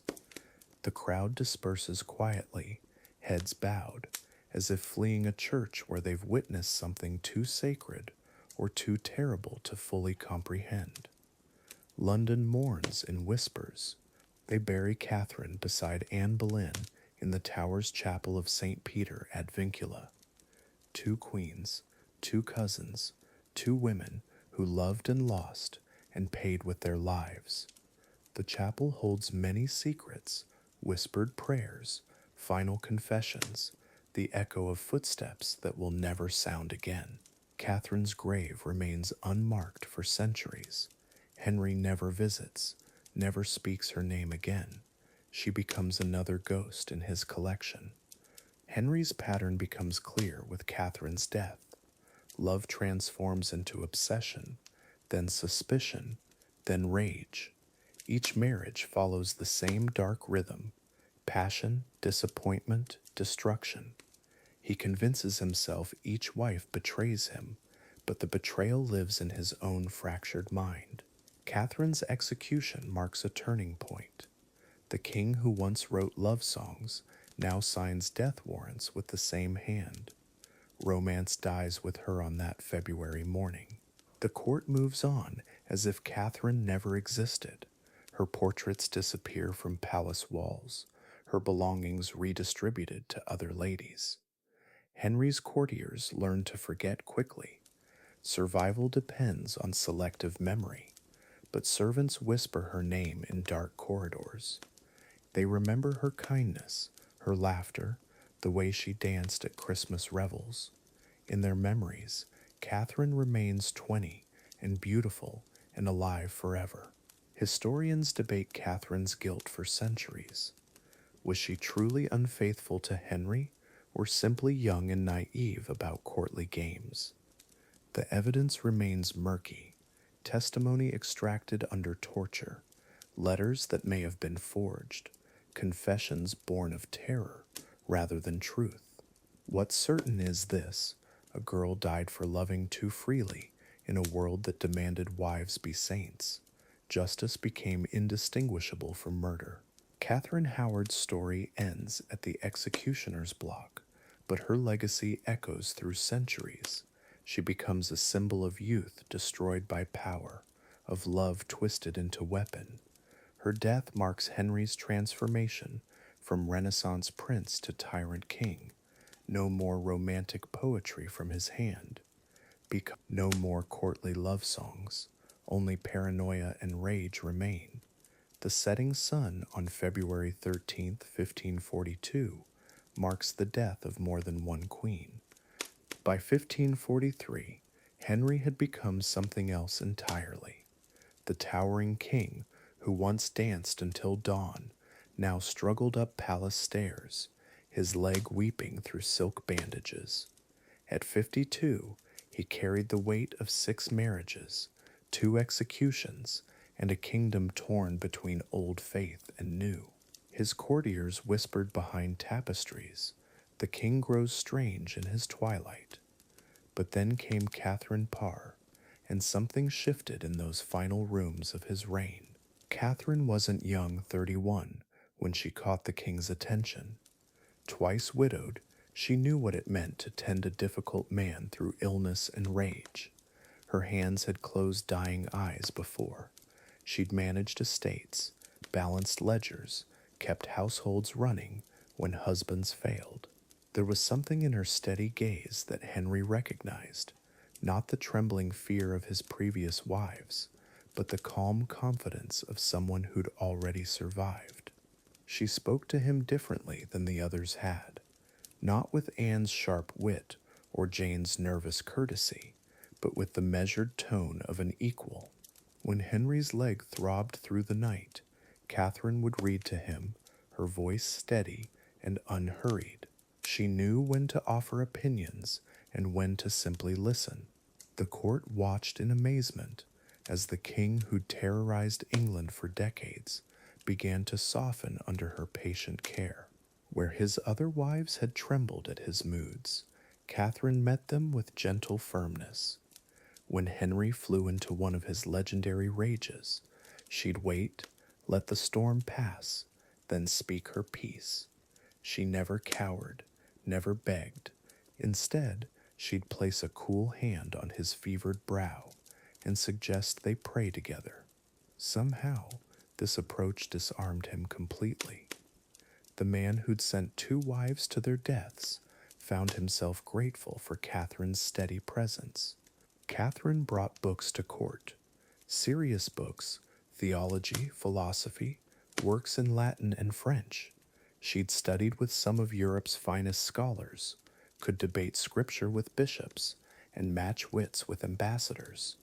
Henry discovered something he'd never had with any of his wives: intellectual companionship. They'd spend hours discussing religious reform, the future of England, the complexities of ruling. For the first time, Henry had found a true partner in marriage. She quietly began reshaping England's religious landscape. Where Henry had torn down the old Catholic structures with violence and haste, Catherine built something new with careful thought. She promoted Protestant scholars, funded translations of Scripture, encouraged learning among women. Her influence spread through court like morning light, gradual, warm, transformative. Even Henry's most conservative advisers began to see the wisdom in her gentle reforms. Perhaps most remarkably, Catherine began healing Henry's fractured family.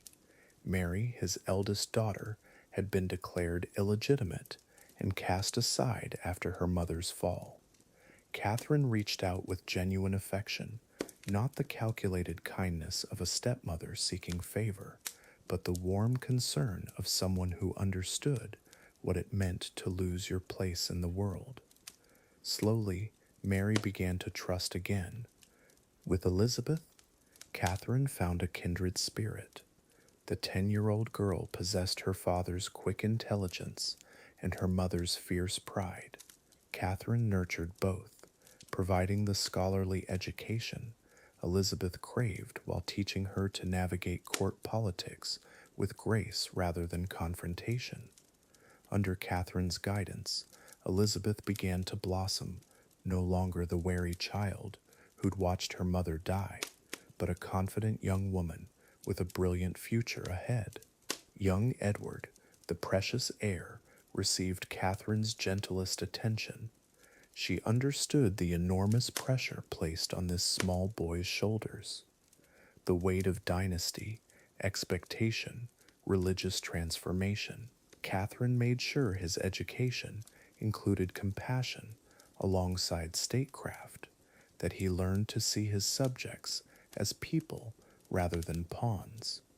She gave him something Henry had never provided: the example of ruling through wisdom rather than fear.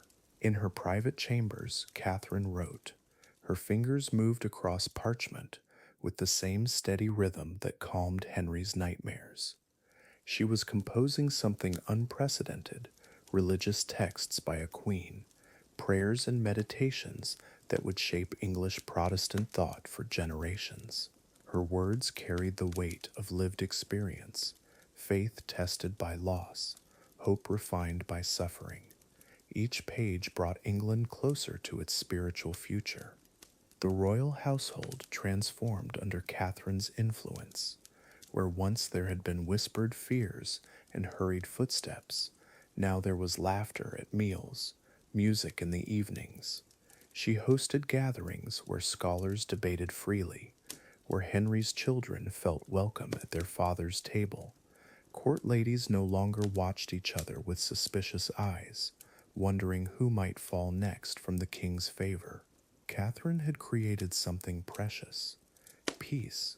Henry began to change in ways no one thought possible. The paranoid tyrant who'd executed friends and wives started showing mercy. He pardoned enemies, restored confiscated lands, even smiled during council meetings. Courtiers attributed it to Catherine's influence, the way she'd lean close during heated discussions, whisper something in his ear that made him pause and reconsider. She'd taught the king something revolutionary: that strength could exist alongside kindness. Her theological work grew bolder. Catherine was crafting a new vision of English Christianity, one that emphasized personal relationship with God over institutional authority. that valued education and reason alongside faith. Her writings would outlive Henry's reign, shaping Protestant thought across Europe. She understood something profound, that lasting change came not through force, but through winning hearts and minds with truth presented gently, persuasively. Even the palace servants noticed the difference. Where Henry had once erupted at the smallest inconvenience, now he'd pause, take a breath, remember Catherine's gentle reminders about patience and grace. She'd somehow taught the most feared king in Europe to consider others' feelings. The miracle wasn't that she'd survived being Henry's wife, it was that she'd helped him become human again. As Henry's health continued to decline, Catherine became his anchor. When pain kept him awake, she'd sit beside his bed and read scripture. When political pressures mounted, she'd offer counsel seasoned with wisdom and prayer. She'd given him something none of his other wives could, the gift of acceptance. Not the desperate love of someone seeking survival, but the steady devotion of someone who chose to stay. Late into the evening, long after Henry had finally found sleep, Catherine would return to her writing desk. The soft scratch of her quill against parchment filled the quiet room, a sound that had become the heartbeat of this transformed court. In those peaceful moments, with moonlight streaming through tall windows, she continued crafting words that would outlive them all. The gentle rustle of turning pages whispered of hope. Catherine Parr understood something the other wives never grasped, that loving Henry VIII meant learning the art of disappearing, not physically, but emotionally. She watched him from across the room during council meetings, noting how his left leg trembled when he thought no one was looking, how his fingers drummed against his chair when the pain flared. She saw the boy he'd once been, trapped inside this failing body, and she made her choice. Her happiness could wait. The kingdom needed her steady hands more than she needed her own heart fulfilled. There had been others who'd caught her attention before Henry. Thomas Seymour, with his easy laugh and kind eyes. Letters they'd exchanged were still hidden in her chambers, tied with blue ribbon. But when Henry's proposal came, she folded those letters away like pressed flowers, set them in the bottom drawer of her writing desk, closed it without ceremony. Some women might have called it sacrifice. Catherine called it duty. The difference, perhaps there wasn't one. Perhaps duty was just sacrifice that learned to smile. She developed rituals around Henry's moods. When his leg throbbed worst in the morning, she'd have the servants move his favorite chair closer to the fire before he woke. When the headaches came, she'd dim the candles in his study without being asked. When he couldn't sleep, she'd read aloud from Erasmus or discuss theology until his breathing steadied. These weren't grand gestures. They were the small, invisible threads that held a marriage together when love wasn't enough to do it alone. The courtiers whispered that she was different from the others, more serious, less beautiful perhaps, but steadier. They didn't understand that Catherine had studied Henry's previous wives like a scholar studying texts. She'd learned from Anne Boleyn's wit, Catherine of Aragon's dignity, Jane Seymour's quiet devotion, and from their failures too. The trick wasn't to be what Henry wanted, it was to be what Henry needed, even when he couldn't name it himself, especially then. Their evenings together became something unexpected. Henry would summon her to his chambers, but instead of the tense political discussions she'd prepared for, he'd ask her opinion on theological debates. His mind, despite everything, remained sharp as a blade. They'd argue about predestination and free will until the fire burned low. Catherine found herself genuinely enjoying these conversations, forgetting for hours at a time that she was speaking with one of the most dangerous men in Europe. She kept a journal during those months, writing in it each night before sleep. Not about politics or court intrigue, but about the small moments, how Henry's face softened when he spoke about his children, how he hummed old ballads under his breath while working, how he still remembered every word of prayers his mother had taught him 40 years ago. These fragments of humanity, she collected them like precious stones, evidence that somewhere beneath the crown and cruelty, a man still lived. The reformation of Scripture became their shared project, not the political maneuvering that usually surrounded religious change, but genuine intellectual collaboration. Catherine would translate passages from Latin, testing different phrasings until the meaning felt clear.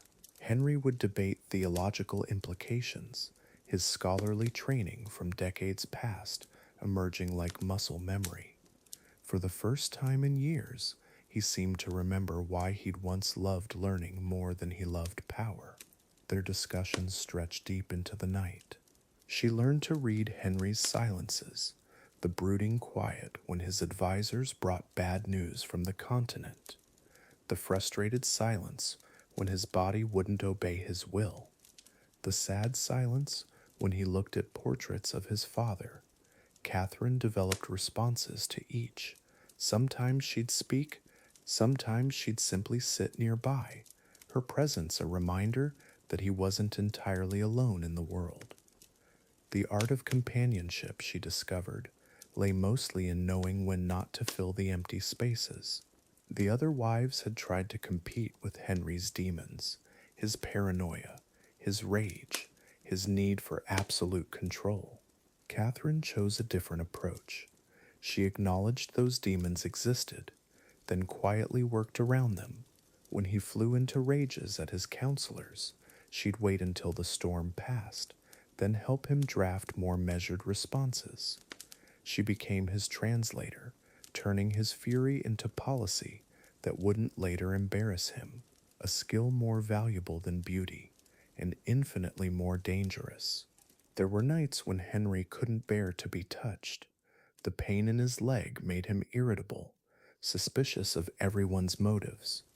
On those evenings, Catherine would sit across the room with her needlework, humming softly, not trying to soothe him directly, just existing in his space, proving that someone could be near him without wanting something from him, without needing him to be anything other than what he was in that moment. A broken king learning to trust again.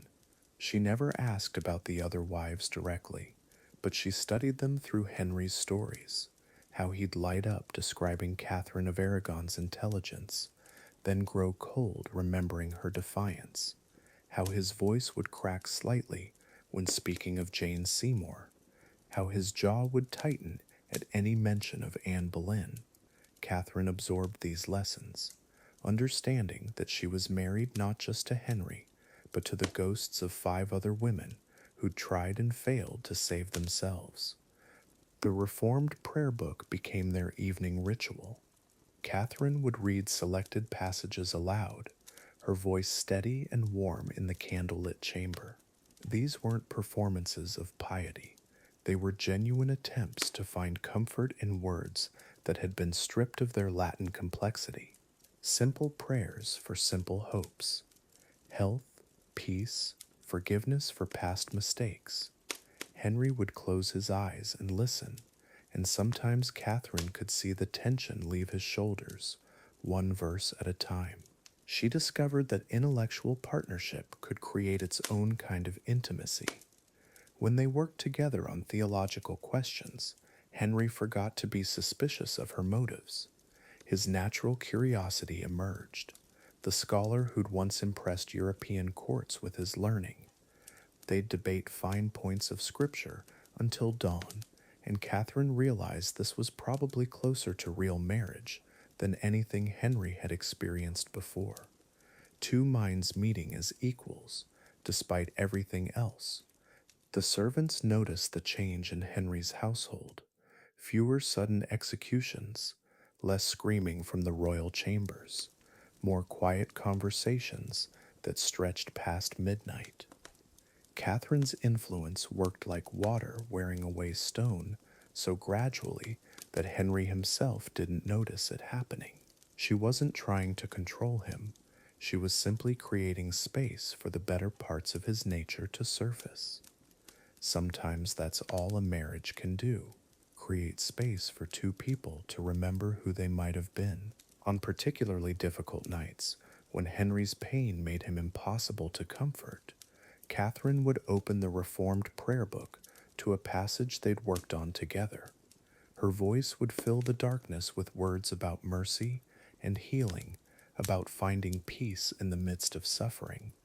She wasn't sure if she believed every word she read, but she believed in the sound of her own voice cutting through Henry's private hell.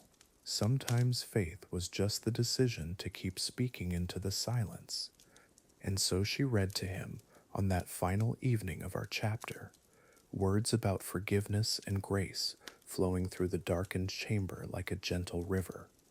Henry's breathing gradually slowed, his clenched fists relaxing against the coverlet.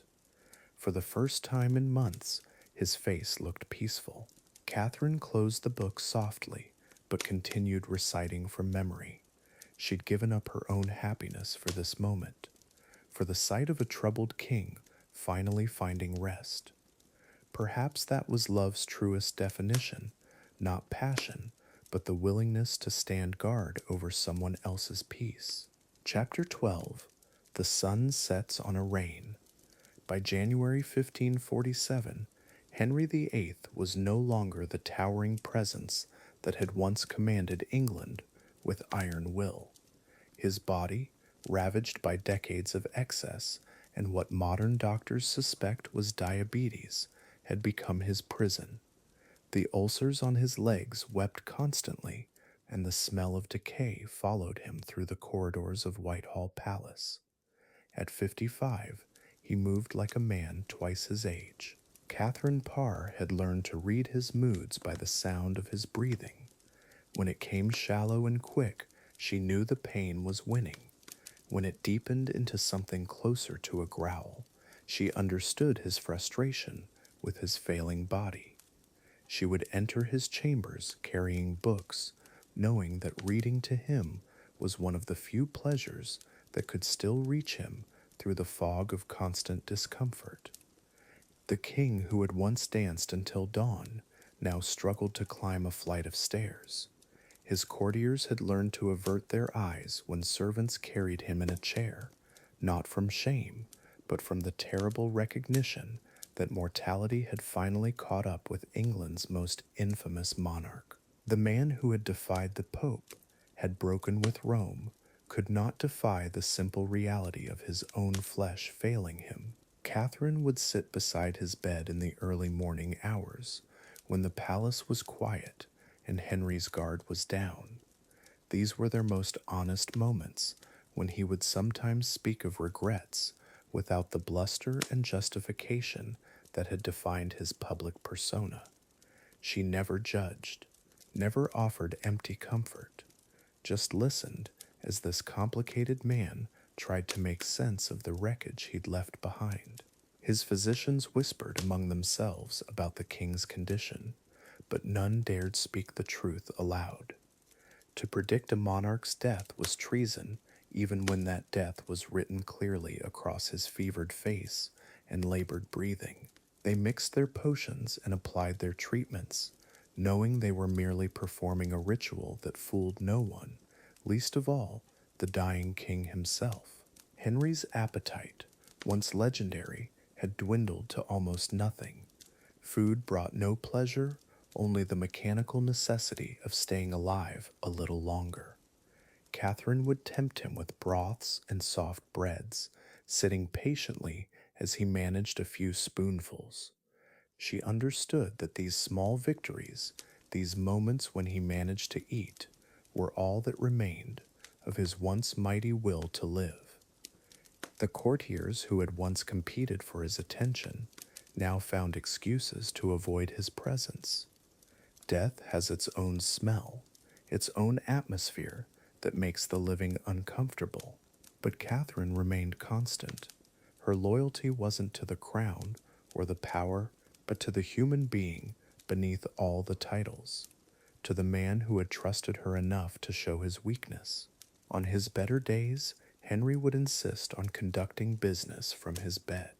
Documents would be spread across the coverlets, seals and signatures, proof that England's machinery still turned, even as its operator slowly failed. Catherine watched him struggle with his pen, the once bold signature becoming shaky and uncertain.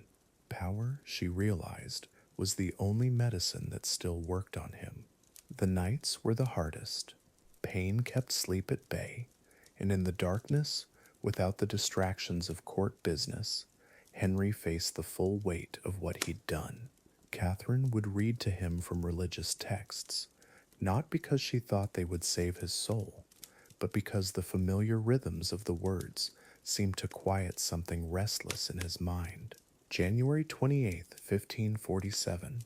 Catherine noticed the change immediately when she entered his chambers that morning. His breathing had become irregular, shallow. The fever that had burned in him for weeks was breaking, leaving his skin pale and cool to the touch. She took his hand in hers, and for the first time in years, Henry's grip was gentle rather than possessive. Word spread through Whitehall in whispers. The king was dying, not in battle, not in glory, but in his bed, worn down by his own excesses and the weight of his choices. Those who had served him longest remembered the young prince who had once been full of promise. That man seemed very far away now, as if he had died long before his body caught up. Archbishop Cranmer arrived to give the last rites, but Henry was beyond words by then. His eyes, once so sharp and calculating, had grown distant. Catherine held his hand and spoke softly about the gardens at Chelsea, about quiet things that had nothing to do with power or politics. Simple human moments, the kind he'd forgotten he was capable of experiencing. At 2 in the morning, Henry VIII drew his final breath. There was no drama, no great pronouncement, just a man who had lived too hard and too selfishly finally letting go. Catherine sat with him until dawn, not as a queen, but as someone who had seen his humanity when he'd almost forgotten he had any left. Breaking the news to the court fell to Catherine. She entered the great hall where the nobles waited, their faces already knowing, but needing the official words. Her voice was steady when she announced that England's king had joined his ancestors. The silence that followed wasn't grief. It was the profound uncertainty of a nation suddenly without its defining figure. In death, Henry VIII looked smaller somehow, as if the force of his personality had been the only thing keeping his physical presence so commanding. The elaborate preparations for his funeral began immediately, but Catherine knew that all the pageantry in the world couldn't change what he'd been. A man who had loved badly and hurt everyone who had tried to love him back. The chapter closes with Catherine alone in her chambers, no longer a queen, but not yet sure what she would become next. She had survived Henry VIII, something only 2 of his 6 wives could claim. But survival came with its own burden, the weight of knowing that she had been the last person to show him kindness, in a life that had precious little of it. Chapter 13, Shadows of a Legacy. The great king is dead. Henry VIII, who once commanded the fear and devotion of an entire kingdom, lies still in his tomb at Windsor. But death doesn't silence the echoes of what a man leaves behind. In the corridors of Whitehall Palace, where his footsteps once thundered with authority, there's only quiet now. A different kind of power fills these spaces, the power of absence. Catherine Parr walks these same halls, but they feel like a tomb now. She survived him, the 6th wife who outlived the king, who killed two others. But survival, she's learning, comes with its own peculiar form of suffering. Her footsteps echo differently here, softer, more careful, as if she's afraid to disturb the ghosts that linger in every doorway, every shadowed alcove where she once whispered prayers for her own life. The throne room stands empty, that massive chair where Henry held court, where he sentenced wives to death with the wave of a jeweled hand. It's just furniture now, carved oak and red velvet, no more dangerous than any other seat in the kingdom. Catherine stands in the doorway, remembering the weight of his gaze from that throne, how it could shift from warmth to ice in a heartbeat, how that shift meant life or death. She can still hear laughter in these walls. Not her own, she learned early in their marriage to keep her joy quiet, measured, but the laughter of courtiers who once hung on Henry's every word, who competed for his attention like children fighting for sweets. Where are they now? Scattered to safer courts, to other powerful men who might offer protection or advancement. The throne room remembers their voices, but the throne room doesn't judge. Thomas Seymour paces in his chambers, calculating.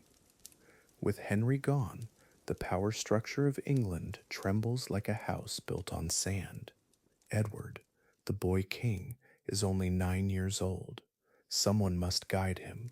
Someone must control the regency. And Thomas has always been ambitious. He looks out his window toward the Tower of London, where Anne Boleyn and Catherine Howard met their ends. Power, he knows, is a game where the stakes are always life and death. In the royal nursery, young Elizabeth plays alone. At 13, she's old enough to understand what her father's death means, old enough to remember what happened to her mother, Anne Boleyn, whose name is still whispered in dark corners, whose ghost, some say, walks the tower grounds. Elizabeth has her mother's dark eyes, her quick wit, and perhaps, God help her mother's dangerous pride. She touches the locket at her throat, a gift from Catherine Parr. Catherine finds herself drawn again and again to the places where the other wives once walked. In the garden where Anne of Cleves tended roses after her annulment, smart woman who chose life over pride. In the chapel where Jane Seymour prayed for a son she'd never raise. These women haunt Whitehall more thoroughly than any ghost ever could. Their stories written in stone and shadow, in the very air that Catherine now breathes as a widow. The courtiers who remain speak in whispers now, about the Regency Council, about who will truly rule while Edward grows to manhood, about Catherine's future. Will she remarry? Can she remarry? Henry's will was specific about many things, but a widow's heart that was beyond even a king's ability to control. She listens to their whispers from behind tapestries, learning to navigate a world where her husband's protection has been replaced by uncertainty. At night, Catherine dreams of the others. Catherine of Aragon, dignified even in exile, insisting until her death that she was Henry's only true wife. Anne Boleyn, whose wit and charm couldn't save her from the headsman's axe. Jane Seymour, who gave Henry his son and died for it. Anne of Cleves, who survived by being clever enough to let go. Catherine Howard, barely more than a child, who paid for her past with her life. 6 women, 1 king, only 2 survivors. The great hall where Henry once feasted now hosts smaller gatherings. The Regency Council meets here, arguing over policy and precedent. Catherine watches from the gallery sometimes, seeing how quickly men forget the dead when power calls. They speak of Henry as if he were already ancient history, a chapter closed. But she knows better. Dead kings cast longer shadows than living ones. His will, his laws, his children, His legacy will outlive them all.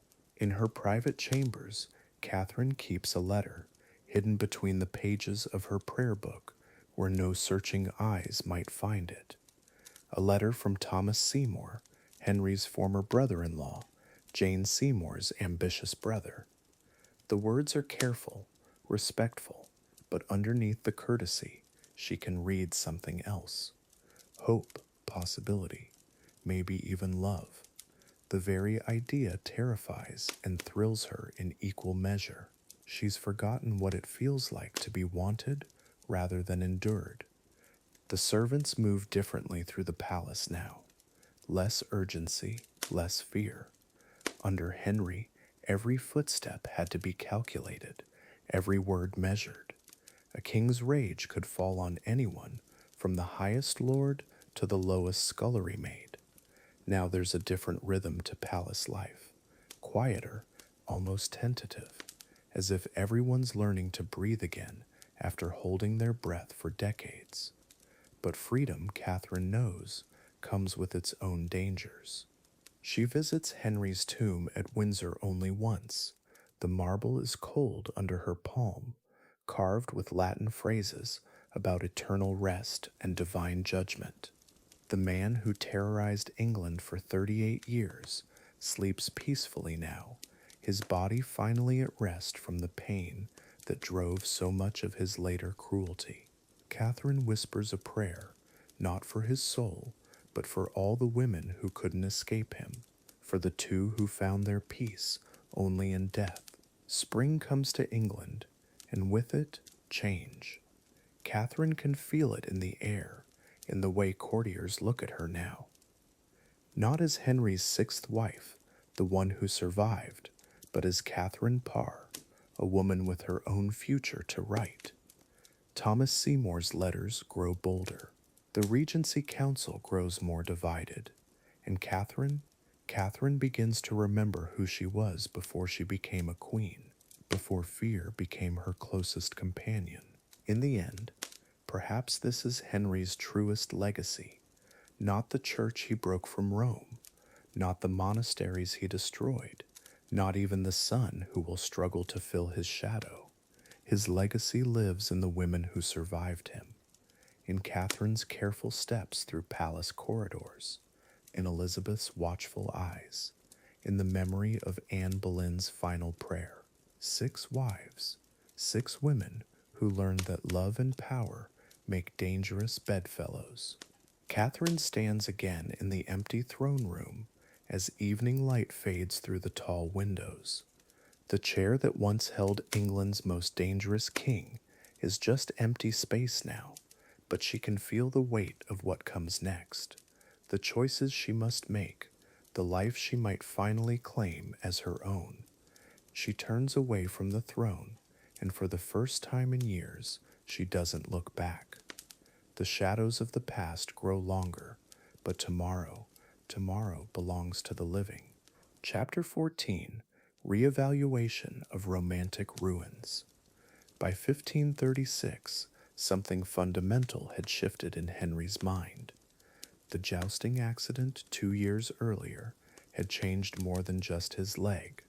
Friends noticed how he'd forget conversations mid-sentence, how his mood could turn violent without warning.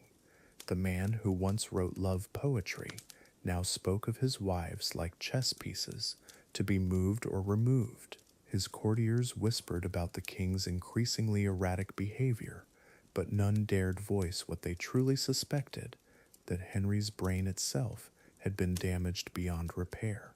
The headaches came without warning, blinding pain that left Henry clutching his skull, shouting at servants who moved too loudly. His physicians prescribed rest, but rest was impossible when every shadow seemed to hide a conspiracy. Catherine of Aragon's name still triggered fits of rage years after her death. Anne Boleyn's execution hadn't brought the peace he'd expected. Instead, her ghost seemed to haunt every room of Greenwich Palace. Henry would pace for hours, muttering about betrayal, about wives who'd failed him, about the son that remained elusive despite everything he'd sacrificed. Jane Seymour had been different, or so Henry told himself. She'd given him Edward, the son he'd killed for, but even Jane's memory carried poison now.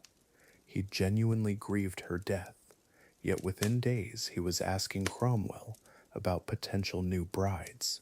The speed of it disturbed even his closest advisers.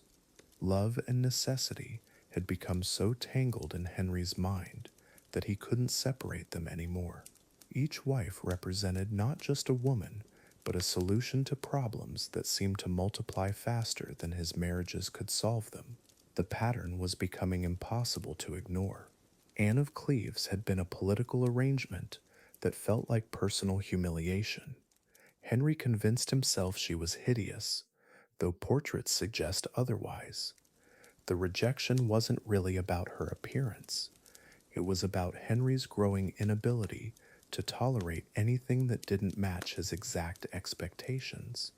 His world was shrinking, controlled by paranoia and physical pain. The ulcer on his leg had never properly healed, seeping constantly, filling his private chambers with the smell of infection. Everything disappointed him now. Everything felt like another betrayal, waiting to unfold. Catherine Howard had been 19 when she married the king, young enough to remind Henry of his own fading vitality, old enough to have already learned how to navigate court politics. She called him her dear husband in letters that dripped with calculated affection, but Henry's paranoia made genuine intimacy impossible. He monitored her conversations, questioned her servants, analyzed her every gesture for signs of treachery. The irony was crushing. His desperate need for loyalty guaranteed he'd never actually receive it. Fear had poisoned the very love he claimed to seek. The court had learned to read Henry's moods like weather patterns. When his leg pain flared, everyone walked more quietly. When the headache struck, meetings were postponed without explanation. His rages had become legendary, throwing goblets, screaming about imagined slights, threatening execution for minor infractions. Thomas Cromwell, his most capable minister, had been beheaded for arranging the Anne of Cleves marriage. If Cromwell wasn't safe, nobody was. Henry's wives weren't just romantic partners, they were the most visible targets of his deteriorating mental state. Each marriage became a test they were destined to fail. The evidence of brain damage wasn't just behavioral.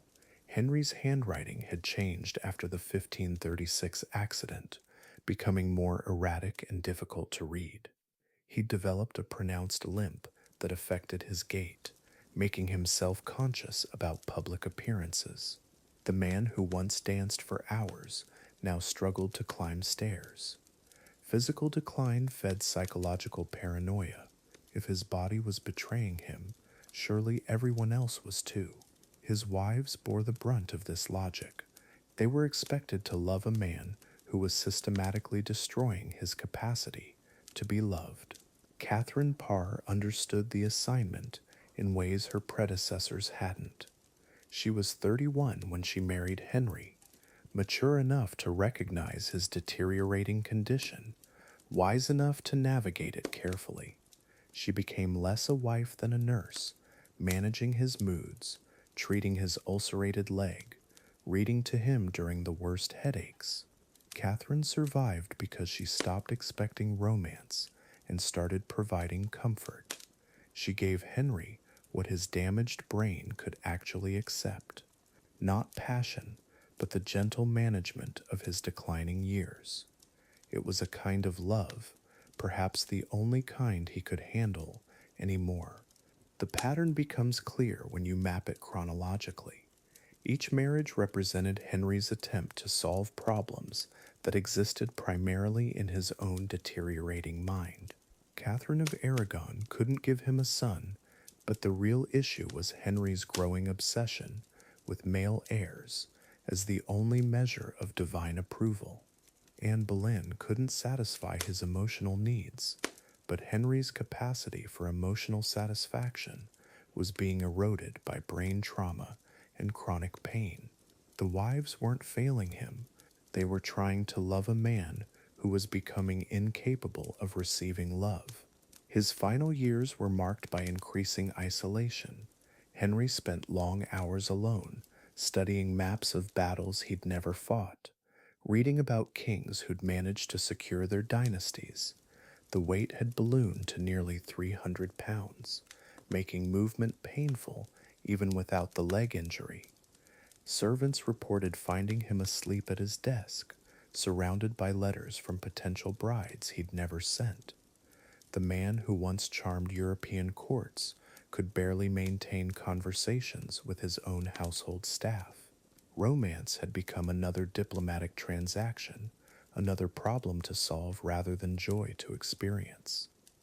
Modern medical analysis suggests Henry suffered from traumatic brain injury, probably complicated by diabetes and chronic infection. The personality changes, memory problems, and explosive anger all align with frontal lobe damage. But in Tudor England, these symptoms were interpreted as moral failings or divine punishment. Henry's wives were expected to heal psychological wounds that 16th century medicine couldn't even properly diagnose. They were blamed for failing to fix a man who was quite literally broken. The tragedy wasn't just personal, it was systemic, built into the very structure of absolute monarchy. The romantic narrative we've inherited about Henry VIII misses the medical reality. This wasn't a man who couldn't control his appetites. This was a man whose capacity for normal human relationships had been systematically destroyed by brain trauma, chronic pain, and unchecked power. His 6 marriages weren't evidence of lustfulness. They were evidence of someone desperately trying to recreate emotional connections that his damaged mind could no longer sustain. Each divorce, each execution, represented another failed attempt to solve psychological problems through external changes. The wives were never the real problem. By 1547, Henry's world had shrunk to a handful of rooms at Whitehall Palace. The ulcer on his leg had become so infected that courtiers could smell it from several feet away. His weight made walking nearly impossible, requiring specially constructed chairs to support his bulk. Catherine Parr had become expert at reading his moods, knowing when to engage and when to simply sit quietly nearby. These weren't the conditions for grand romance, they were the circumstances of managed decline. The king who once dazzled Europe with his vitality was slowly dying, surrounded by the wreckage of relationships he'd never understood how to maintain. The sunset over the Thames on January 28, 1547, painted the sky deep orange and purple. Henry VIII died that night, finally released from the physical pain and psychological torment that had defined his later years. Catherine Parr sat beside his bed, holding the hand of a man who'd executed 2 wives, divorced 2 others, and spent decades searching for a love his damaged mind couldn't recognize when it appeared. The great romantic king of England had been, in the end, simply a sick man who'd confused power with affection, possession with love, and control with care. His 6 wives deserve to be remembered not as characters in Henry's romantic drama, but as individual women who tried to love an increasingly impossible man. Catherine of Aragon's dignity, Anne Boleyn's intelligence, Jane Seymour's gentleness, Anne of Cleves' pragmatism, Catherine Howard's youth and vulnerability, Catherine Parr's wisdom and endurance. Each brought genuine qualities to marriages that were doomed, not by their failures, but by Henry's diminishing capacity to appreciate what they offered. The real tragedy isn't that Henry couldn't find love, it's that he destroyed his ability to recognize it. The sun had fully set now over Tudor England, and with it the reign of a king whose personal struggles had reshaped the religious and political landscape of Europe. Henry's romantic failures weren't just private disappointments, they were the engine that drove England away from Rome, toward Protestantism into a new era of religious conflict that would last centuries. 6 marriages, 3 children, countless lives altered or ended, all because one man's damaged brain couldn't separate love from power, couldn't distinguish between being obeyed and being cherished. The most famous love story in English history was never really about love at all. Chapter 15, Whispers from the Ashes. The great hall at Greenwich Palace stands empty now. Sunlight streams through tall windows where Henry once held court, where 6 women walked these same stones. Each footstep echoed with hope, then fear, then silence. The tapestries still hang, faded but intact. They witnessed everything, the promises, the threats, the final moments when hope turned to ash. History remembers the king, but tonight we remember them, the women who loved him and paid for it with their lives.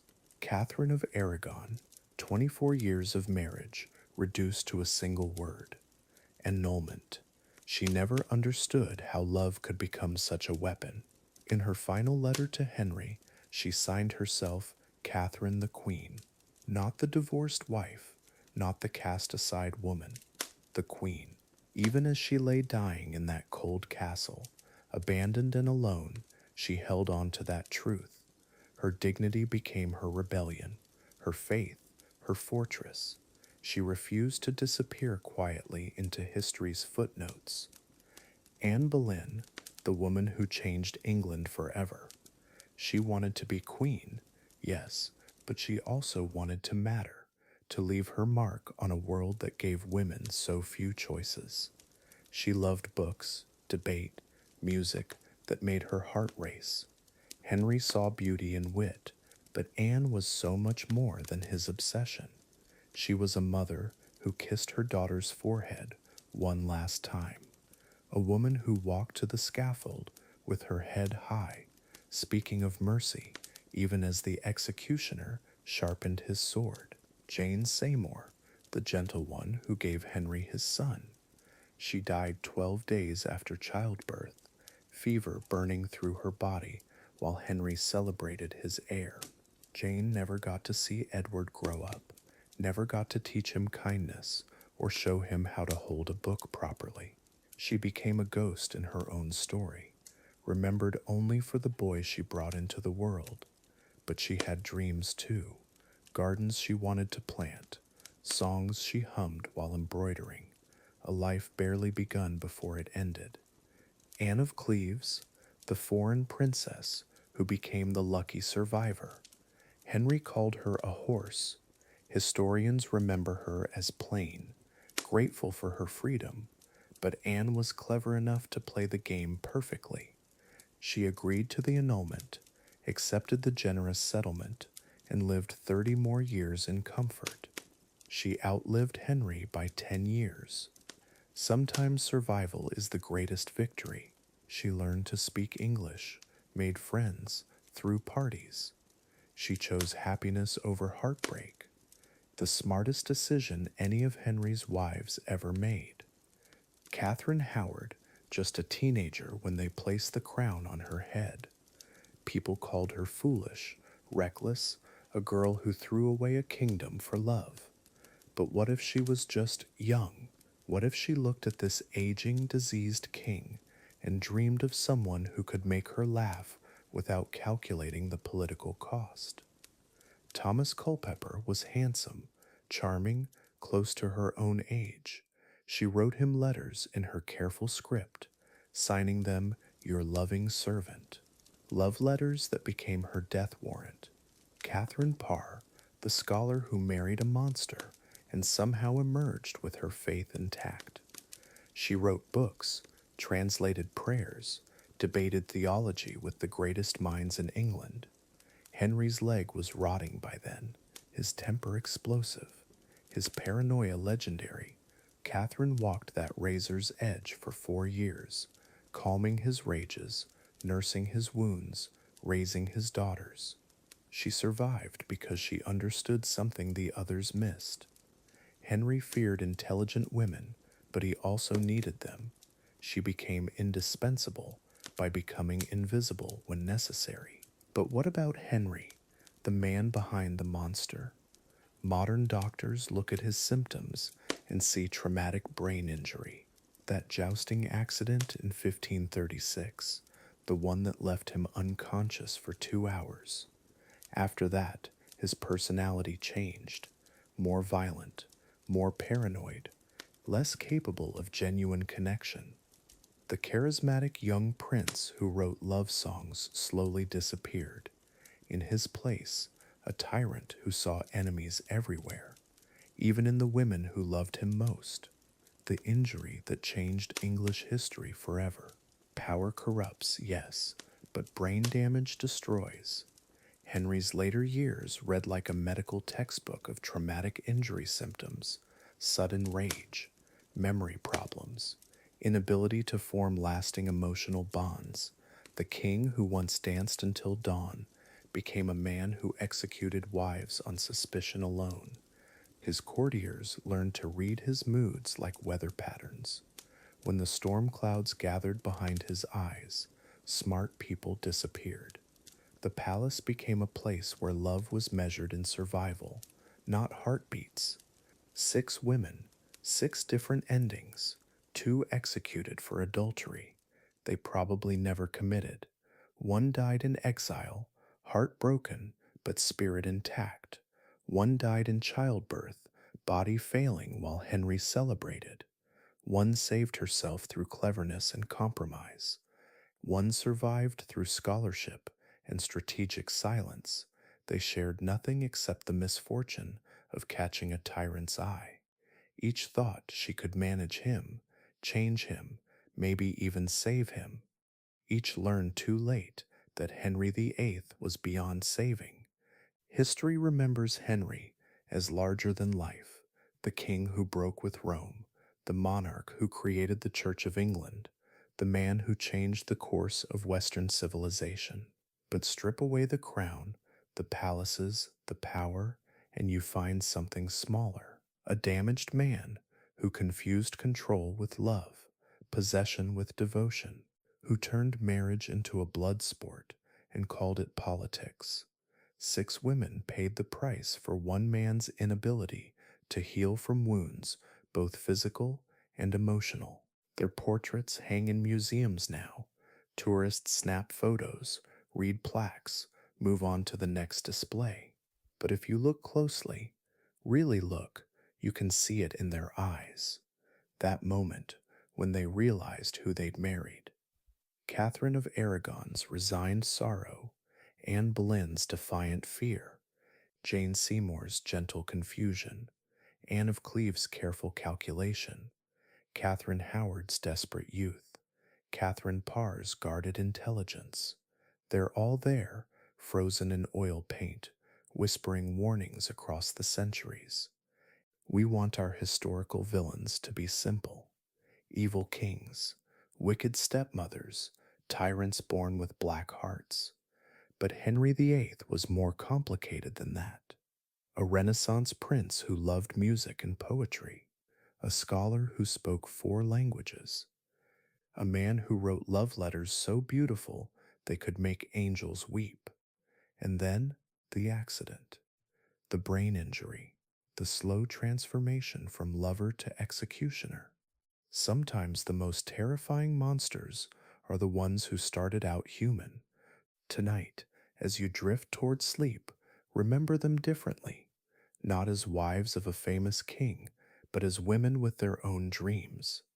Catherine of Aragon, reading by candlelight, Anne Boleyn laughing at her own reflection, Jane Seymour humming lullabies she'd never get to sing, Anne of Cleves learning to play chess, Catherine Howard dancing when no one was watching, Catherine Parr writing prayers in the margins of her books. They lived, They loved, they mattered beyond their connection to Henry's story. The ghosts of Greenwich Palace are quiet now, the great hall empty, the throne rooms dust covered and still. But sometimes, on foggy London mornings, tourists report strange things: footsteps in empty corridors, the rustle of silk gowns, whispered conversations in languages long forgotten. Six voices, finally free to tell their own stories, finally free to speak without fear. The women who loved a monster and somehow, against all odds, managed to love themselves enough to endure. Sleep now. Let their stories settle into your dreams like snow on winter ground. Tomorrow, you'll remember pieces, a name, a face, a moment of courage in the darkest possible circumstances. These women deserved better than they got, but they also deserve to be remembered as more than footnotes in a tyrant's biography. They were mothers, scholars, survivors, dreamers. They were human, and in being human, they were magnificent. Rest well, knowing their whispers from the ashes have finally been heard.